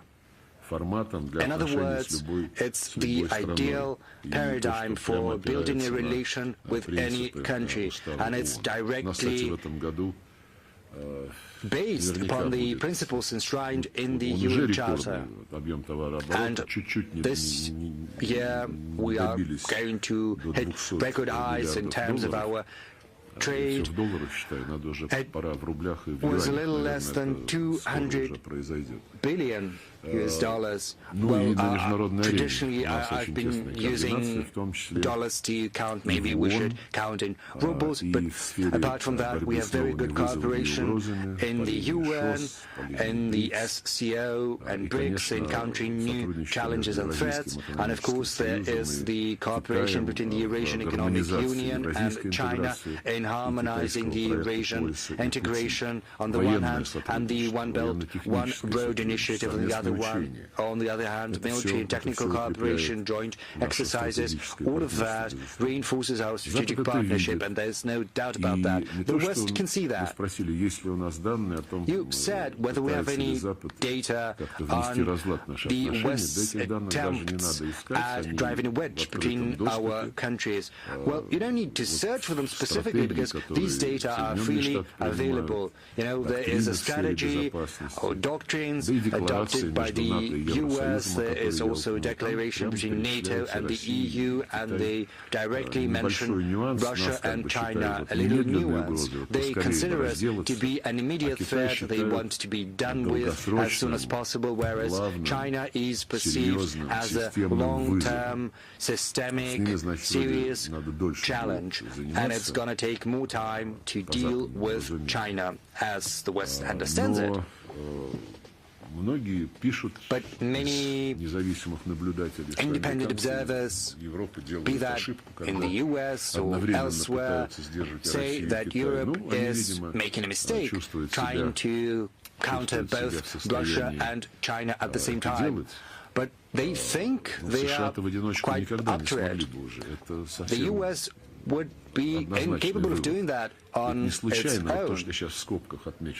You know, let me say in brackets, I spoke about them basically enslaving Europe, putting it to the service of their own strategy for world dominance, and that's what they're trying to do to Japan, and they will try to involve others in such alliances as AUKUS, New Zealand and Canada, probably, for the Anglo-Saxon 5 countries to become ever tighter. They're also making advances to South Korea. But in order to pursue its line towards world domination, to contain Russia and to China, the U.S. needs others. It's impossible to do it on their own. So what they're trying is not partial mobilization, it's total mobilization of the Western world. And it's just occurred to me, they understand that their strength is running out in terms of countering the objective course of history, which leads to an emerging multipolar world. Both the Chinese and we can see that in this dual goal of containing both Russia and China, the West is trying to resort to the tactics of driving a wedge between our two countries, and they want to convince Russia to become a Western partner, and then they will take pity and mercenaries, but they will use Russia to contain China. I don't know who has come up with such ideas there, who of the analysts, but these theories are completely divorced from life, real life. Russia and China see quite clearly that the reality is quite different. China is immersed and involved in the globalization, in the economic fabric. They have a very big economy, bigger economy, and of course they've got enormous financial resources. And it's far more difficult for China to withdraw from this Western domination than for Russia. For Russia, this process has been facilitated by the blanket sanctions. And the people who were trying to involve us into their economic system have made it clear that it's impossible to trust them anymore. Just a couple of days ago, our president has once again reaffirmed and confirmed our course. And I think that our Chinese counterparts fully understand this threat. And once the West decides to deal directly with China, sanctions will be employed. Well, these sanctions have already been introduced, in particular with regard to what China can do in producing microprocessors and semiconductors. It's been publicly declared that there should be no dependence whatsoever on China, that the West should have such manufacturing capacities of their own, so sanctions will be used. I'm confident of that. So we are not doing anything that would undermine our cooperation. But we are working together with China, with the Chinese businesses, towards lesser dependence on Western supplies. Almost half of our trade is being settled in renminbi and in rubles, and the share is going to grow rapidly. It's going to be bigger, greater. But let me reiterate once again, China understands full well that these Western doctrines, that first Russia and then on to China, this is not a joke. As the song goes, the West will try to do that as long as they can.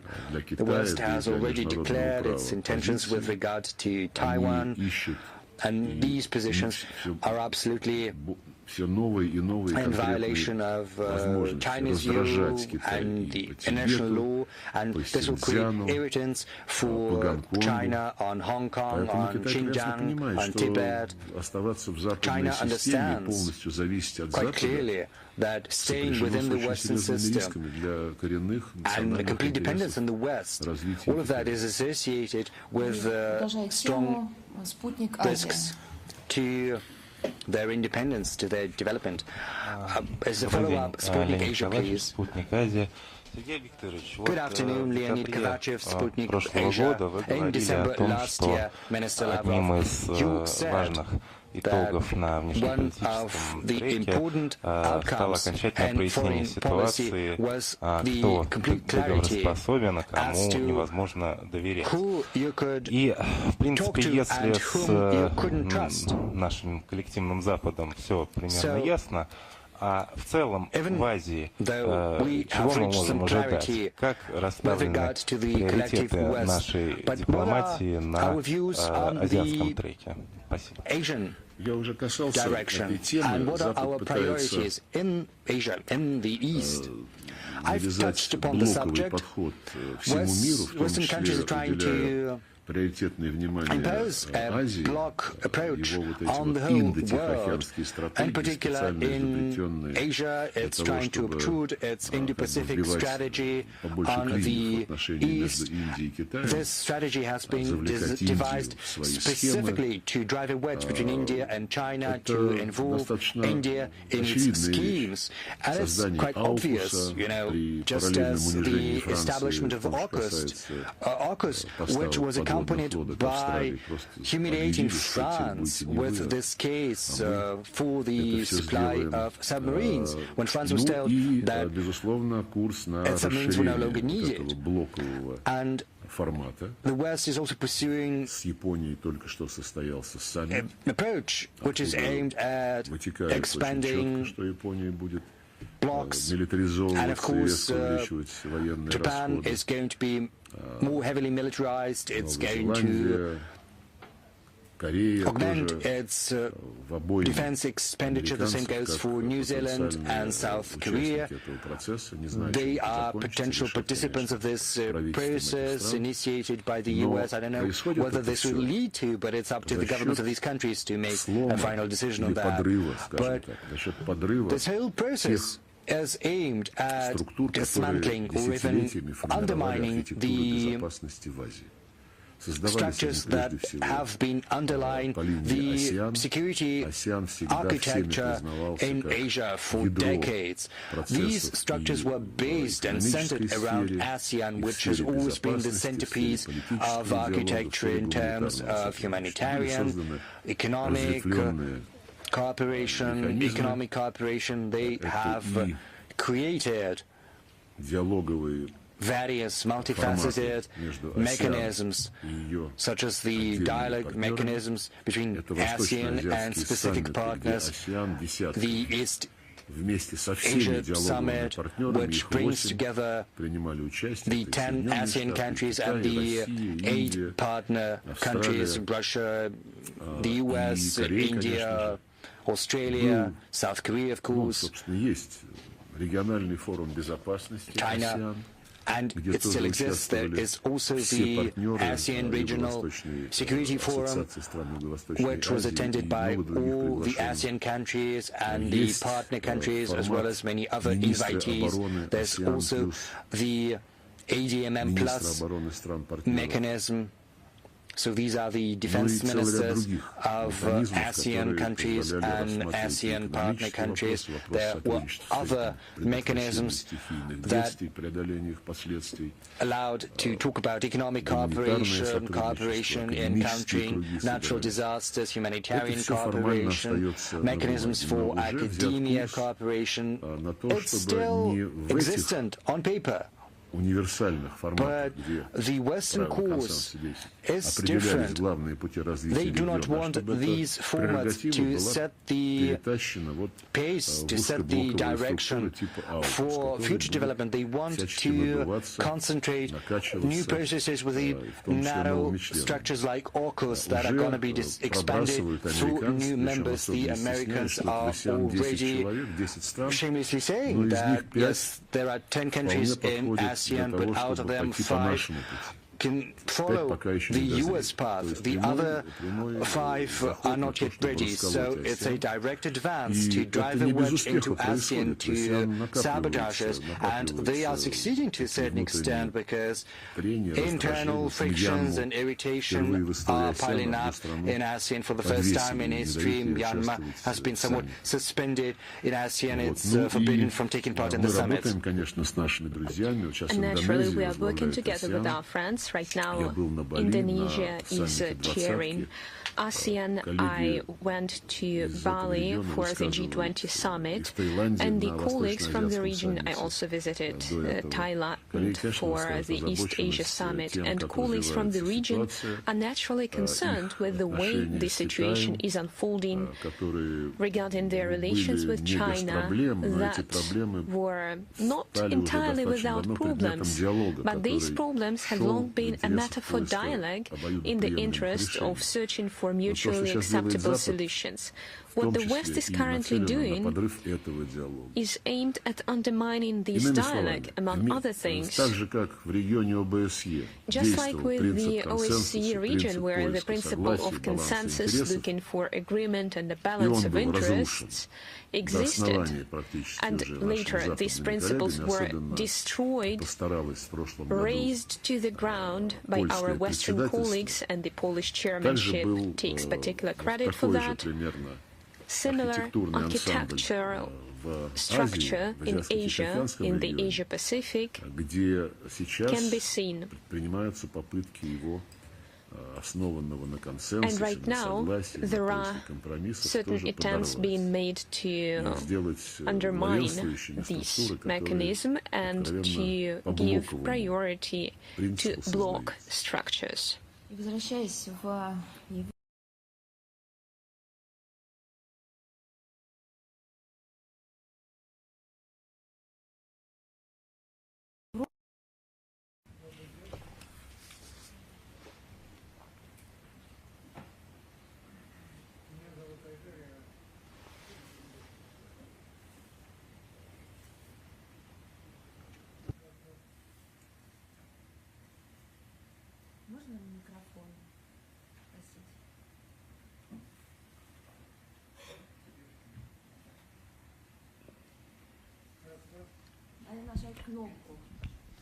Третий работает.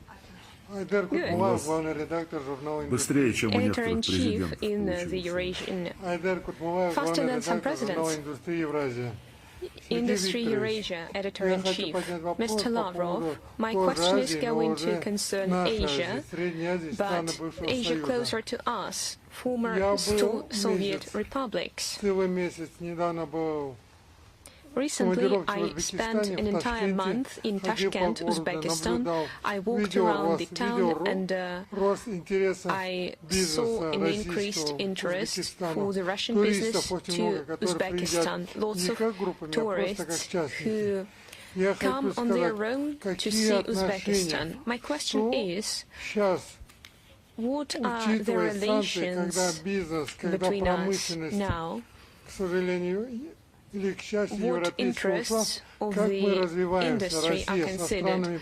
How Russia's relations with former Soviet states, particularly those in Asia, are developing? My second question is, what is Europe's attitude to Russia's relations with EU countries, former Soviet states?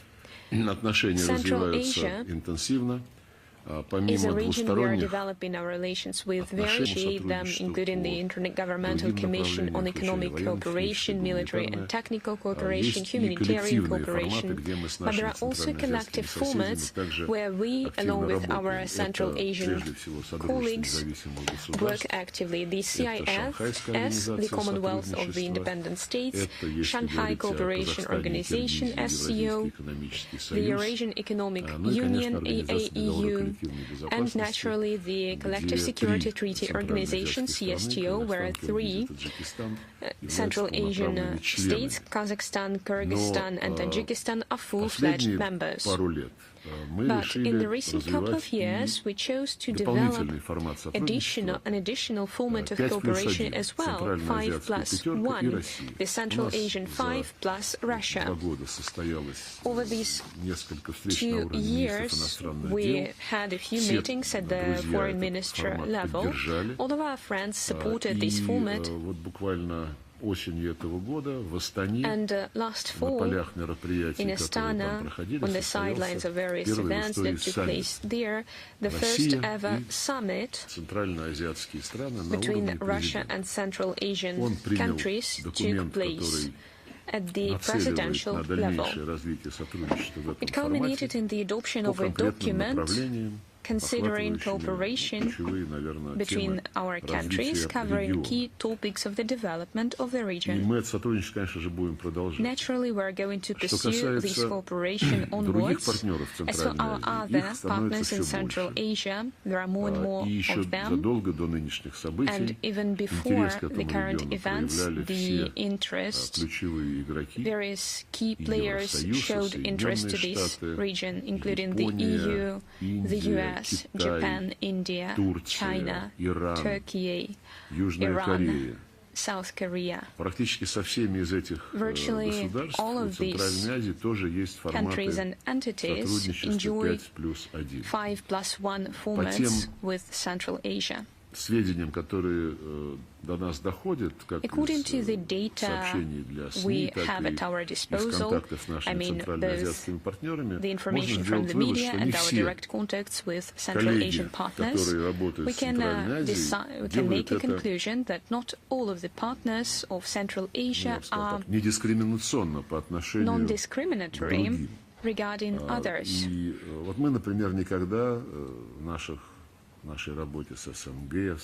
our work with the EAEU, CIS, CSTO, and SCO, at our meetings with Central Asian countries, we have never, ever said, we prohibit you from communicating with this country or that country because we need to be together, we need to take a joint stance against this or that. We never do this. The US, the EU and Japan do. When they meet Central Asian countries, they say directly, don't rely on Russia. Russia is going to lose in its war with the West, and they make no bones about it being something else than a war with the West. Jump the bandwagon, be with the winners, they say to Central Asia. It is another reflection of the mentality of our Western partners.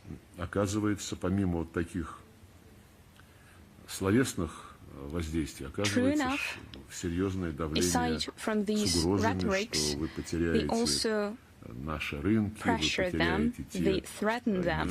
You're going to lose our markets, you're going to lose our investment, they say. Don't you dare help Russia circumvent sanctions, they say.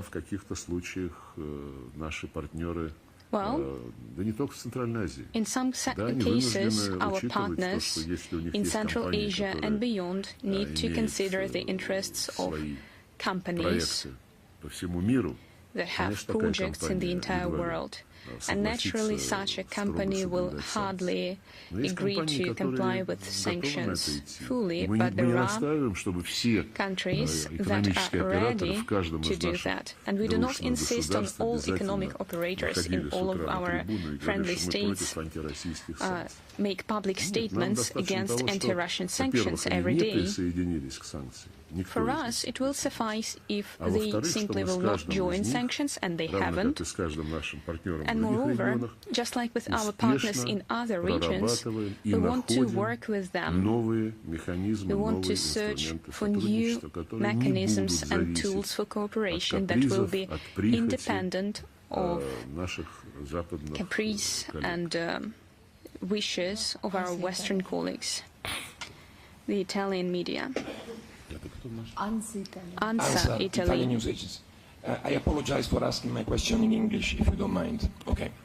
Yesterday, Mr. Zelensky said that the Italian Prime Minister, Giorgia Meloni, is going soon to Kiev, and he said that he appreciates the position of Italy of support for Ukraine.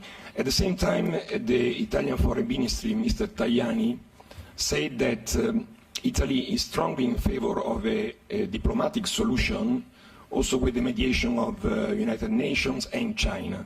So how do you evaluate these positions of Italy, the position of Italy in general, and of course, as a consequence, the relations between Russia and Italy? Thank you. Italy's position is largely compatible with the positions of Georgia and Cyprus, I have already mentioned today.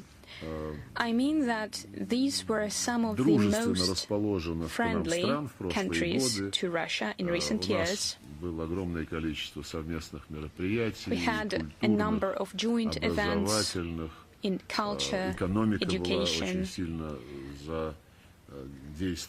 Our economic ties were developing actively to our mutual benefit. And the rapidity of Italy's shift to being one of the leaders of the anti-Russian rhetorics and action, at least under the tenure of the previous government, came as a surprise to us. However, I really like the Italian people, its traditions, its attitude to life. They are very similar to the attitude of many peoples of the Russian Federation in Caucasus or in Moscow or St. Petersburg. You will find a lot of people really enjoying the Italian way of living. And dare I say, the way Italy is currently responding to the unfolding situation probably reflects the aggressive confrontational policy imposed on Europe rather than the interests of the Italian people. I cannot picture the Italian people as a nation being interested in creating new barriers, cutting ties, stopping transport connectivity, building walls and barriers. You have a coalition, and Mr. Berlusconi spoke there a few times, and he spoke about his take on building relations between Russia and NATO, that he made a huge participation. He initiated the summit in 2002 in Prata Kademara that paved way, that took stock of the 1997 Founding Act. Let me reiterate that these documents stipulated Russia and NATO members' obligation not to strengthen their security to the detriment of that of others, or enabling some organization to dominate in European security. I don't think I need to expound on who violated this commitment. As for our calls for negotiations, I believe that everyone and absolutely everyone is doing that at the moment. But then Jake Sullivan says during some press conference, it's no time for negotiations. We need to help Ukraine improve the situation at the battlefield. The West and Europe do not have a shared approach to searching for peaceful settlement options.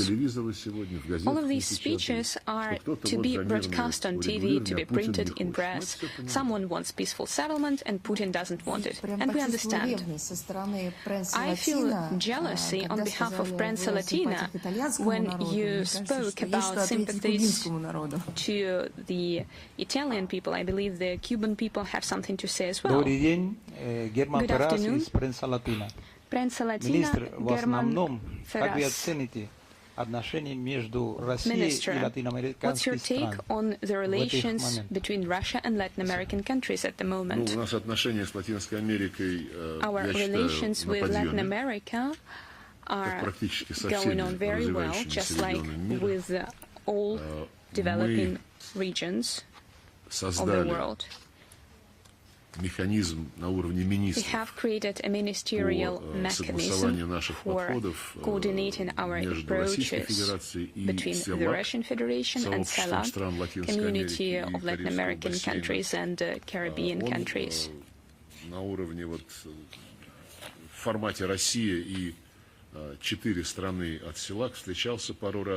I have participated in meetings between Russia and those countries, 4 of them. Later, due to COVID restrictions, we had to postpone such events, and we're going to resume it as soon as possible.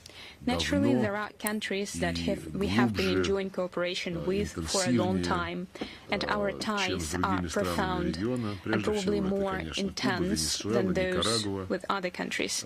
Cuba, Venezuela, and Nicaragua are some of such countries, and we appreciate the history of our relations. We appreciate the solidarity on the vast majority of global affairs. We always support each other during the vote at the UN General Assembly. You probably know that Cuba is subject to illegitimate unilateral American sanctions and has been since it gained independence. And only the United States, sometimes helped by Ukrainian and the Bahamas or some other island country, support them. These are the only countries who vote for these sanctions. All other states vote saying that it is an illegitimate blockade that needs to be lifted. As for developing our relations with our longtime partners, we are interested in seeing other Latin American countries on the list of our priorities. We have no Monroe Doctrine, and when we come to a certain region, we bring no risks of subjugating a certain country to our interest or promoting, helping some political powers in some countries. Over the past 20 years, we have enjoyed wonderful relations with all the countries in the region, regardless of whether the region swerved left or right after elections. Nothing of the kind. We're going to develop our relations further. A few days ago, the Brazilian new president Lula da Silva was inaugurated. President Putin spoke to him on the phone. He also spoke to former President Bolsonaro, thanking him for his cooperation. I have also come into contact with my colleagues from Brazil. Yesterday I visited the Brazilian embassy, where I made an inscription in the book of memory of Pelé, the great football player. Argentina, Mexico, Bolivia, Peru. Those are some of the countries that we enjoy great relations with. I don't want to skip someone, and we are interested in relations with everyone. And we are interested in seeing Latin America strengthen its Latin American Caribbean unity. Brazil has announced its return to CELAC, which will enable this regional association to resume its operation in the nearest future, and we hope that CELAC will raise its voice in solving key matters that arise when this multipolar world that we always speak about is shaped. Brazil is a member of BRICS. Argentina has declared its interest in also joining this association. As far as I understand, a number of other Latin American countries do have such intentions. We are prepared to cooperate at this stage through BRICS Plus format, through BRICS outreach format. We have an understanding within BRICS 5, and we are working together with our Chinese friends to agree on the modalities with which other countries will be able to join BRICS countries for joint work. Possibly, if we speak about the interests of the whole Latin American region, it would be useful that CELAC would review the matters that are raised on the BRICS agenda, so that Latin American countries taking part in the BRICS association would also reflect the interests of their CELAC partners. We have an observer status at the Central American integration system. We are also building contacts with Central American Parliament. We have an observer status at the Caribbean States Association.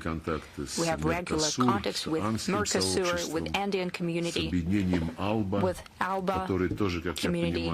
As far as I understand, it could also find its second life, and we'll be very happy about it. We also appreciate that not a single country from Latin America or the Caribbean, except for maybe the Bahamas, joined the anti-Russian sanctions. As a result, our export to the Latin America has increased by almost 10%. We have strengthened cultural and humanitarian ties. Quite recently in Moscow, St. Petersburg, and other countries celebrated 100 years since the birth of an outstanding scientist, Yuri Knorozov, who, as it is known, deciphered the Maya script. And he is very celebrated for that in Mexico and other countries in the region. Thousands of Latin Americans, the majority of them Cubans, are studying at our universities. We have stronger tourist ties. Tourism to that region is becoming more and more popular, especially to Cuba, Venezuela, and other countries with good resorts. Out of 33 Latin American and Caribbean countries, we have 27 agreements on visa-free travel agreements, and that naturally stimulates exchange between peoples at different levels. Sky News, please. Thank you for taking my question. Diana Magnay from Sky News. You talked about respect for the UN Charter. What respect for international law were you showing when you sent troops into Ukraine on February the 24th, and then they claimed to 4 Ukrainian territories, which you didn't control then and you still don't control now? You know, to talk about the respect for the UN Charter, it's not enough to ask such a simply solved question, maybe for the U.S. regular people, but it requires a bit of a different approach at a more learned audience. As you know, I started my statement when I mentioned the foundational principle of the UN Charter, sovereign equality of states, is a principle that is the basis of the UN as an organization. If you take interest in that, it would take you very little time to leaf through some kind of literature and to go on the internet and to learn that every day and every hour the U.S. are completely disregarding the principle of sovereign equality. If the U.S. respected the sovereign equality of the states, then after, for example, the situation that happened in Ukraine, Russia has explained why it did it. The U.S. condemned that together with their client states. Well, if you respect sovereign equality of states, and you must do that, you're obliged to do that, let everyone, according to the democratic principle, define their own position, whether they have understanding with Russia, whether they're for Russia, whether they're for the U.S.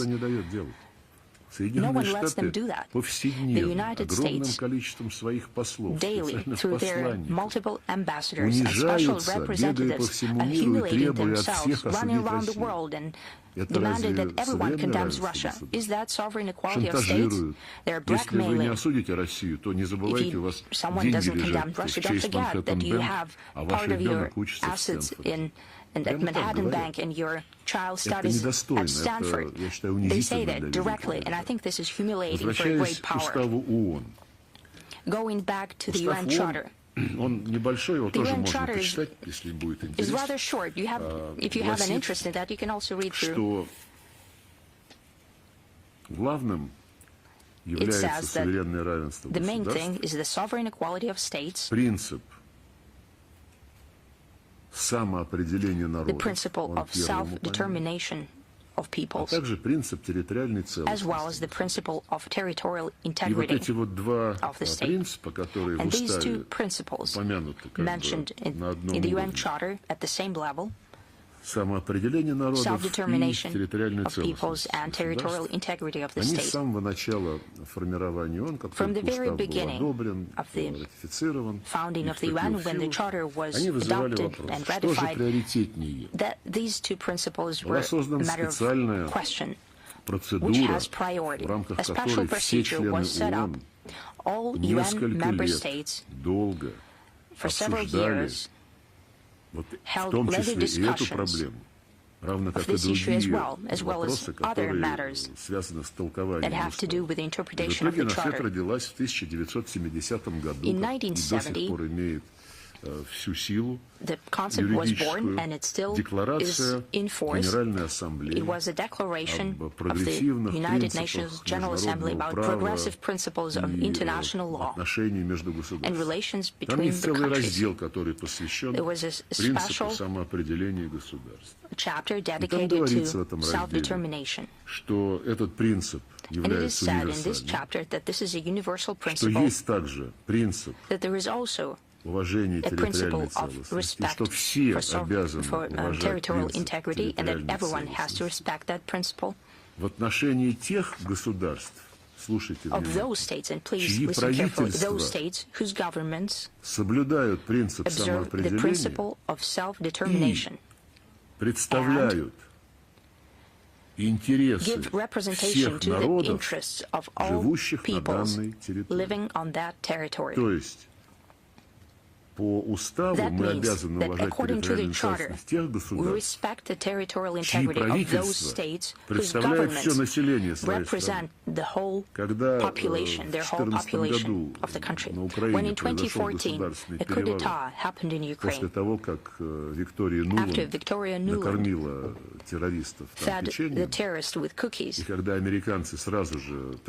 when the United States recognized the putschists right away, and Europe, which was completely disregarded, and their guarantees and agreements with the president were completely ignored. Well, you remember Victoria Nuland giving advice to the U.S. ambassador to Ukraine how to treat the EU. She said that that's what, and a four-letter word, that's what can be done with the EU.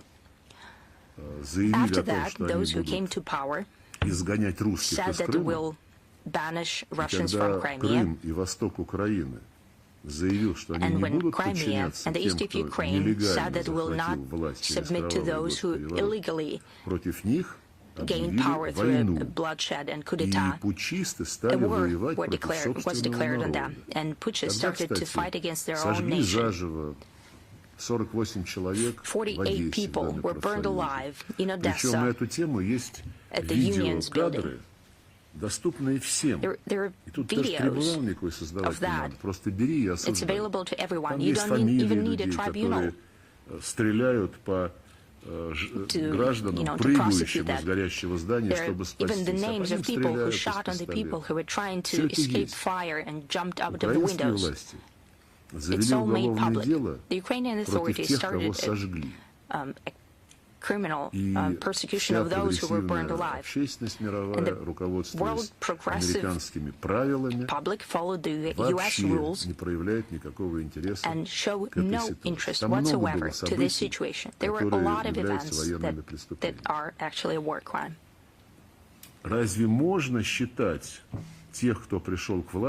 Can we think that those who came to power, that they're a government who represents the interests of the whole people, of all people of Ukraine, those borders? Is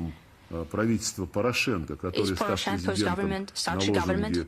When he became the president followed the motto that he will find peace in Donbass in a week, he soon started saying that there are non-people living there that will finish them off. We, Ukrainians, our children will go to kindergarten, schools and universities, and these kids in Donbass, said the president of the country, whose Donbass was a part of, will live in cellars, in basements.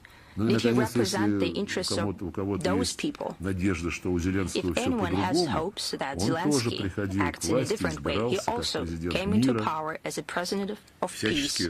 And he was given different innuendos that his TV series, Servant of the Nation, when he toppled oligarchs and represented real people, regular people, that is his motto when he will receive the presidential signs of authority. But in September last year, quite recently, in one of the interviews, and I have already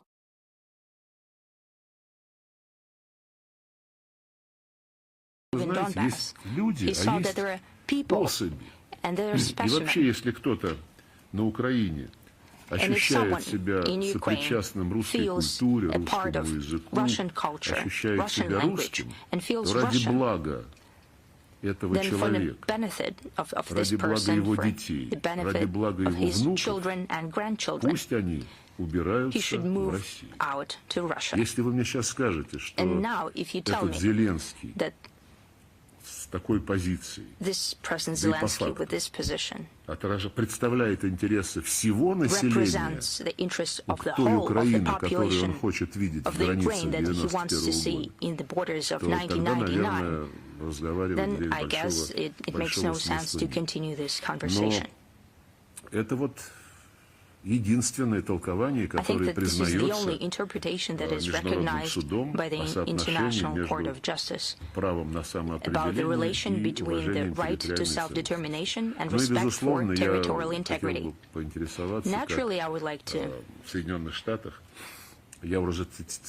ask, well, what the U.S. said. I have already quoted about the U.S. journalists, what they think about the aggression towards Yugoslavia when the Time magazine published a cover through mass bombings to democracy and peace. But I guess you have that in the archives, and you would be able to find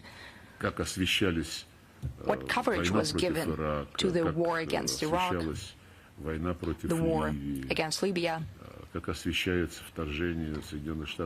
U.S. invasion of Syria. To Afghanistan, how was that covered? If someone even moved there, they used to shoot people dead right away with cluster munitions. There were many weddings that were shot at. I just gave you the foundation for our actions from the point of view of international law. Donetsk and Luhansk, people's republics, could not live under the government who openly declared them to be terrorists, non-people, subhumans, who bombed them every day. Kindergartens, schools. Right now, an accident happened in Dnipropetrovsk. One of the Ukrainian experts responding to how that happened said, and it was clear that air defense system of Ukraine, contrary to all rules of war and contrary to humanitarian law, was based in residential areas. And that was the reason why this air defense missile landed on that building. The same kind of videos of 8 years of Kievan aggression against Donbass were aplenty. Our journalists and war correspondents are broadcasting live the truth coming from there. And back in the day, even before the Minsk agreements, and naturally after, daily at the line of engagement from Donetsk, from Donbass, we're showing the bombings of Ukrainian neo-Nazis, how the civil sector were bombing kindergartens, cafes and schools. On the other side, there were no journalists and regular coverage. Sometimes BBC traveled out there and they gave quite a truthful report from there. But very soon they understood that the coverage only supports the idea that on the Ukrainian side there is a lot less damage to civilian infrastructure, because the other side is only responding to shelling. This fact was noted by the OSCE not right away. It took about a year or more. We demanded that the OSCE would not only take stock of how many civilian infrastructure has been destroyed and how many civilians died, but for them to show on which side of the line of engagement that is happening, what kind of damage, how many casualties. As soon as we achieved the publishing of this report, it became clear right away that there are 5 times more damage in Donbass and in Donetsk and Luhansk than on the Kiev regime side.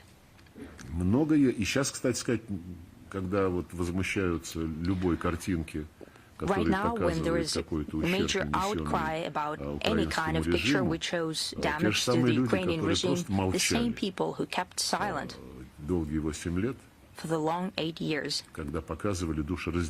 when they showed terrible, heartbreaking pictures, what was happening to civilians, to women and children, what was done to them by neo-Nazis. Well, the history will judge it, but we should not forget about the international law. As for pathos, I think it would be quite fine if Crimean journalists could ask such questions to the U.S. authorities, but they were not given visas at the West to take part in such conferences. And by the way, our journalists who had accreditation to join such press conference, they were not given the floor. Now to the colleagues from Belarus, please. Добрый день, информационное агентство Good afternoon, Belta. Сергей Викторович, насколько известно, вы завтра собираетесь в Минск. Minister, I know that you are to travel to Minsk tomorrow. Вы туда поедете, что вы What kind of ожидаете от этого expectations do you have from this Как вы visit? оцениваете уровень How do you evaluate the level of interaction between Belarus and Russia at international platforms? And why do you think CIS partners, Eurasian Economic Union and CSTO, are far from always supporting Russia and Belarus when voting at international platforms? As for my expectations for my travel, when I go to Minsk, I don't expect anything, but I rather anticipate It's always a useful meeting in terms of professional activity. It's always pleasant as well. I really like the city and the traditional hospitality shown to me everywhere there. We annually hold joint sessions of two foreign ministries' colleges of Russia and Belarus, in addition to exchange of ministerial visits. So we are going to hold the joint college meetings. It was planned for December, but due to untimely death of Foreign Minister Mackay, naturally we postponed it, so it is to be held tomorrow. On our agenda, we are going to have all of the issues that we're touching upon now, the matters of world order, relations with NATO, with European Union, with COE and OSCE. So these are the structures that are currently merging into one single organism, as it were, following the will of one sovereign, namely the United States of America. Unfortunately, this is precisely what is happening to the OSCE, which I have already mentioned. In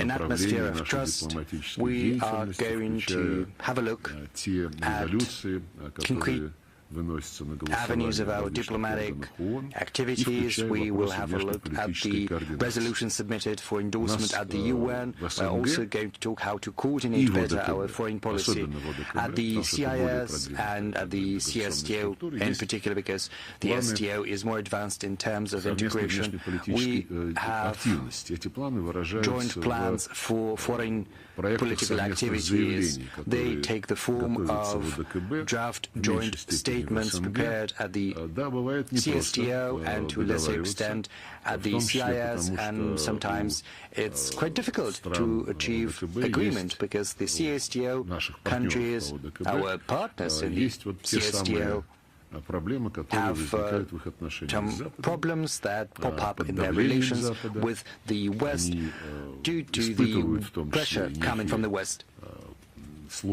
Our partners are experiencing difficulties in economic terms if the West all of a sudden decides to do damage to them.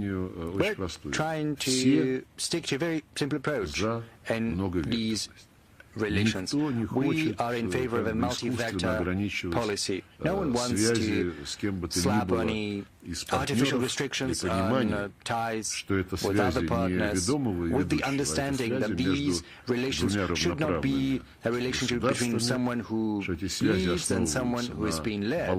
No, these relations, these ties have to be based upon a balance of interests. They have to be mutually beneficial.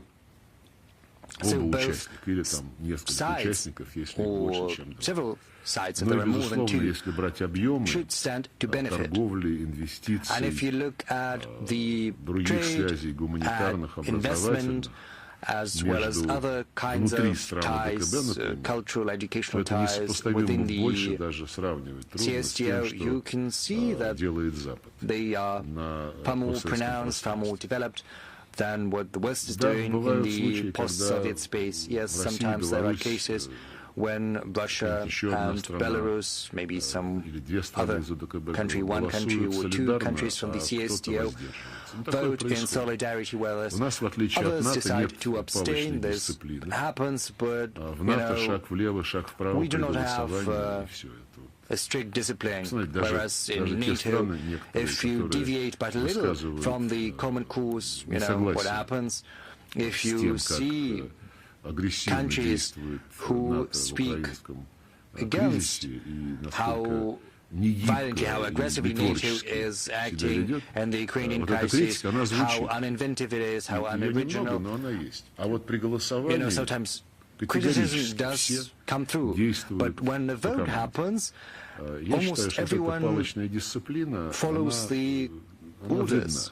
And I think this kind of strict discipline is harmful. Yes, we would very much like to have a 100% level of solidarity in our alliances and our organizations, but This is an ideal, and each and every case has to be treated separately, and let's not hide it. There are some difficulties stemming from the current state of affairs in Armenia. Our Armenian friends promoted the need to send an CSTO mission to the border with Azerbaijan to ensure stability over there. And we agreed on the relevant documents and the parameters of this mission in Yerevan during the summit.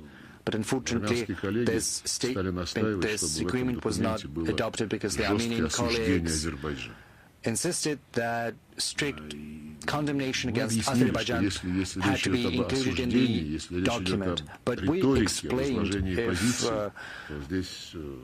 we want to condemn, it's up to each and every country to do that.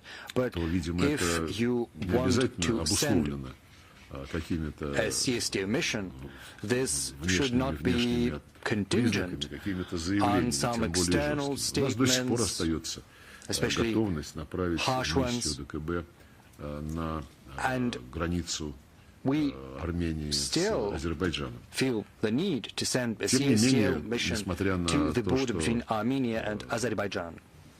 Be that as it may, even though they are allies, even though this mission is completely ready, Armenia prefers to seek agreement with the EU to send on a long-term basis a mission of civil observers from the EU. But the thing is, what's in question is the border between Azerbaijan and Armenia. So if such a mission is deployed without Azerbaijan's consent, this would be counterproductive. Instead of reinforcing trust at the border, this mission can create additional irritation, and this is how things stand objectively. The same goes for the Central Asian region and the Caucasian region of the CSTO. We have to be creative, but at the same time we have to have a full understanding of the complexity of difficulties and problems that might arise and the course of development of each and every member of the CSTO, because each and every country comes under pressure. We know that our partners want to develop special relations with the Central Asian countries, and we talk frankly and honestly to all of our partners on these subjects, and they underscore that there are no deviations from the obligations under the CSTO. And the same assurances are given to us by our Armenian friends. So my deep conviction is as follows. Yerevan just recently hosted a summit and it was a frank conversation between presidents, and it was preceded by a frank discussion of foreign ministers, and I think this is the way to go. You've got to be frank and open about any concerns you might have, any difficulties, and if it's all out in the open, then we will be able to come up with a common solution. And I think the last two questions, let's give them to the unfriendly countries. Please identify yourselves as unfriendly countries. Well, Japanese media, please.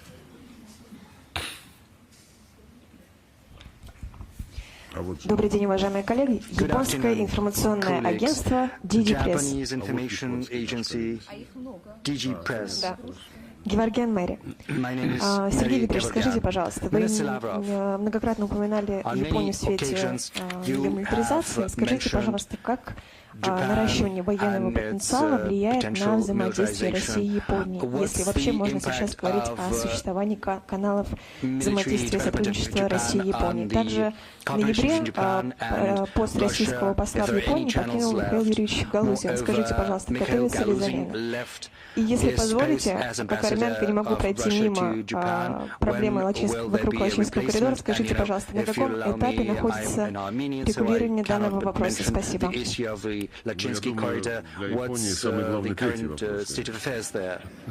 Well, I think the third question of yours is most relevant to Japan. As far as the relations between Russia and Japan are concerned, well, they exist. We've got embassies, and Mikhail Galuzin's replacement will soon fly to Tokyo. We're not gonna try to stall this process. I think it's always important to have a chance to listen to our counterparts and also to communicate our concerns. Apart from our contacts via embassies in Tokyo and in Moscow, respectively, well, I do not remember any other contacts apart from that.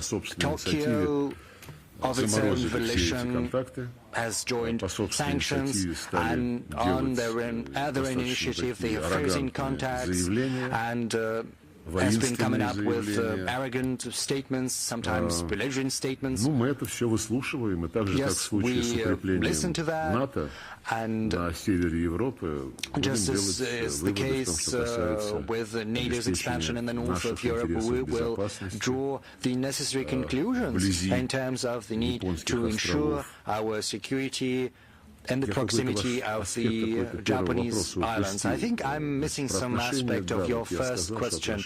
Yes, you asked about the relations, and I said, yes, the relations are not bad. Как вы прокомментировали в свете вот именно взаимодействия России и Японии? Yeah, I asked about the augmentation of Japan's military potential. Yes, I said that this is probably not the best, the positive course of development. Yes, the explanation provided is the threat of North Korea, but everyone understands that the same applies to Russia and to China. The Americans are not trying to hide the fact. They are encouraging Japan's development of its military potential and military infrastructure. A campaign has been unleashed to review the constitution, to remove any traces of pacifist doctrine that used to apply to the armed forces of Japan. This probably does not represent Japan's interest in normalizing its relations with Russia. Now, there's one thing I am going to tell tell you. I didn't say that before. Several years ago, 5 or 6 years probably, when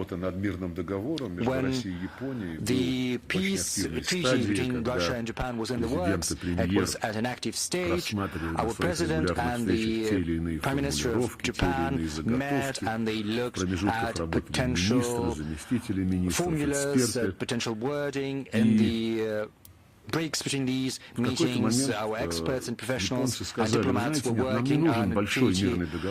At a certain point in time, the Japanese said, we do not need a big peace treaty as you proposed. Well, you know, our position was as follows. After the war, a peace treaty would have involved capitulation and the border and then peace. But, you know, it's been several decades since that. So signing such a peace treaty, well, it would simply show disrespect for the level of cooperation that by then had been reached by the two countries. So we wanted to write a treaty which enshrines the principles of good neighborliness, mutual respect, mutual confidence, with aspects of economic and humanitarian cooperation and so so on and so forth. And also it would have set the border straight. And they refuse. They say, why do we need such a solemn, lofty document? We need a concrete, pragmatic document. And the discussion was very simple. First, get the two islands and then a peace treaty, even though the president and the prime minister had agreed on the obverse order. But this is now all part of history. The Japanese were very adamant. First give us two islands and then we'll see. As minister, I've been dealing with this issue for quite some time, even though I do not have specialized education. I'm not I did not do Japanese studies, but I asked one of the experts in the field about what he thought, and his reply was as follows. Yes, both the Prime Minister is interested in developing relations with Russia. There are regular contacts, cultural events, but if all of a sudden, at a certain point in time, the Japanese decide that they are not going to get these 4 islands, then they will take up a spot in the camp of most ardent opponents of the Russian Federation. I'm simply quoting, I'm not going to comment on that. Incidentally, it's curious that last year a Russian proposed draft resolution on the inadmissibility and acceptability of glorification of Nazism was being voted on, and for the first time in history, Japan, Germany and Italy voted against this draft resolution. Before that, they had abstained during the vote in the past, but right now it's not in theory, but in practice that we see the glorification of Nazism in Ukraine. Nazism is permeating all spheres of life. So it was quite symbolic when these 3 countries, former Axis countries, voted against. The Lachinsky corridor. I spoke to Foreign Minister of Azerbaijan yesterday. As per the agreement reached by the 3 leaders on November the 9th, 2020, should be free and open for transfer of cargo and citizens both ways, and also for vehicles both ways. Of course, there is a special provision that there should be no military cargo that should follow this route. It should not be allowed. Azerbaijan has provided data. Our military are currently studying these data. And these data allege that the Armenian side had been using the corridor to transport mines, and these mines were later used in violation of the trilateral agreement to mine territories so close to the Azerbaijani positions. There were many mutual recriminations. So we suggested a very simple solution. The contingent, the peacekeeping contingent Russia has sent over there has certain powers under the trilateral agreement, and the contingent can control the movement along the corridor. The contingent has every means to check any vehicle for any unauthorized and sanctioned goods, non-humanitarian goods, non-civil goods, civilian goods. So a couple of days ago there was a meeting between Azerbaijan and Nagorno-Karabakh. It was attended by the commander of the Russian peacekeeping contingent, so I think this issue is going to be sorted out very soon. Yes, and if you allow, the last question, Russia 24, our friendly media, yes, this is a must. The last row. What time is it? It's almost 2 p.m. Barbara Nevskaya, Russia 24. Minister, we have not spoken a word about Africa today, and I would like to rectify that. The South African foreign minister spoke in an interview to Russia 24, and she said that the bill should be taken away from the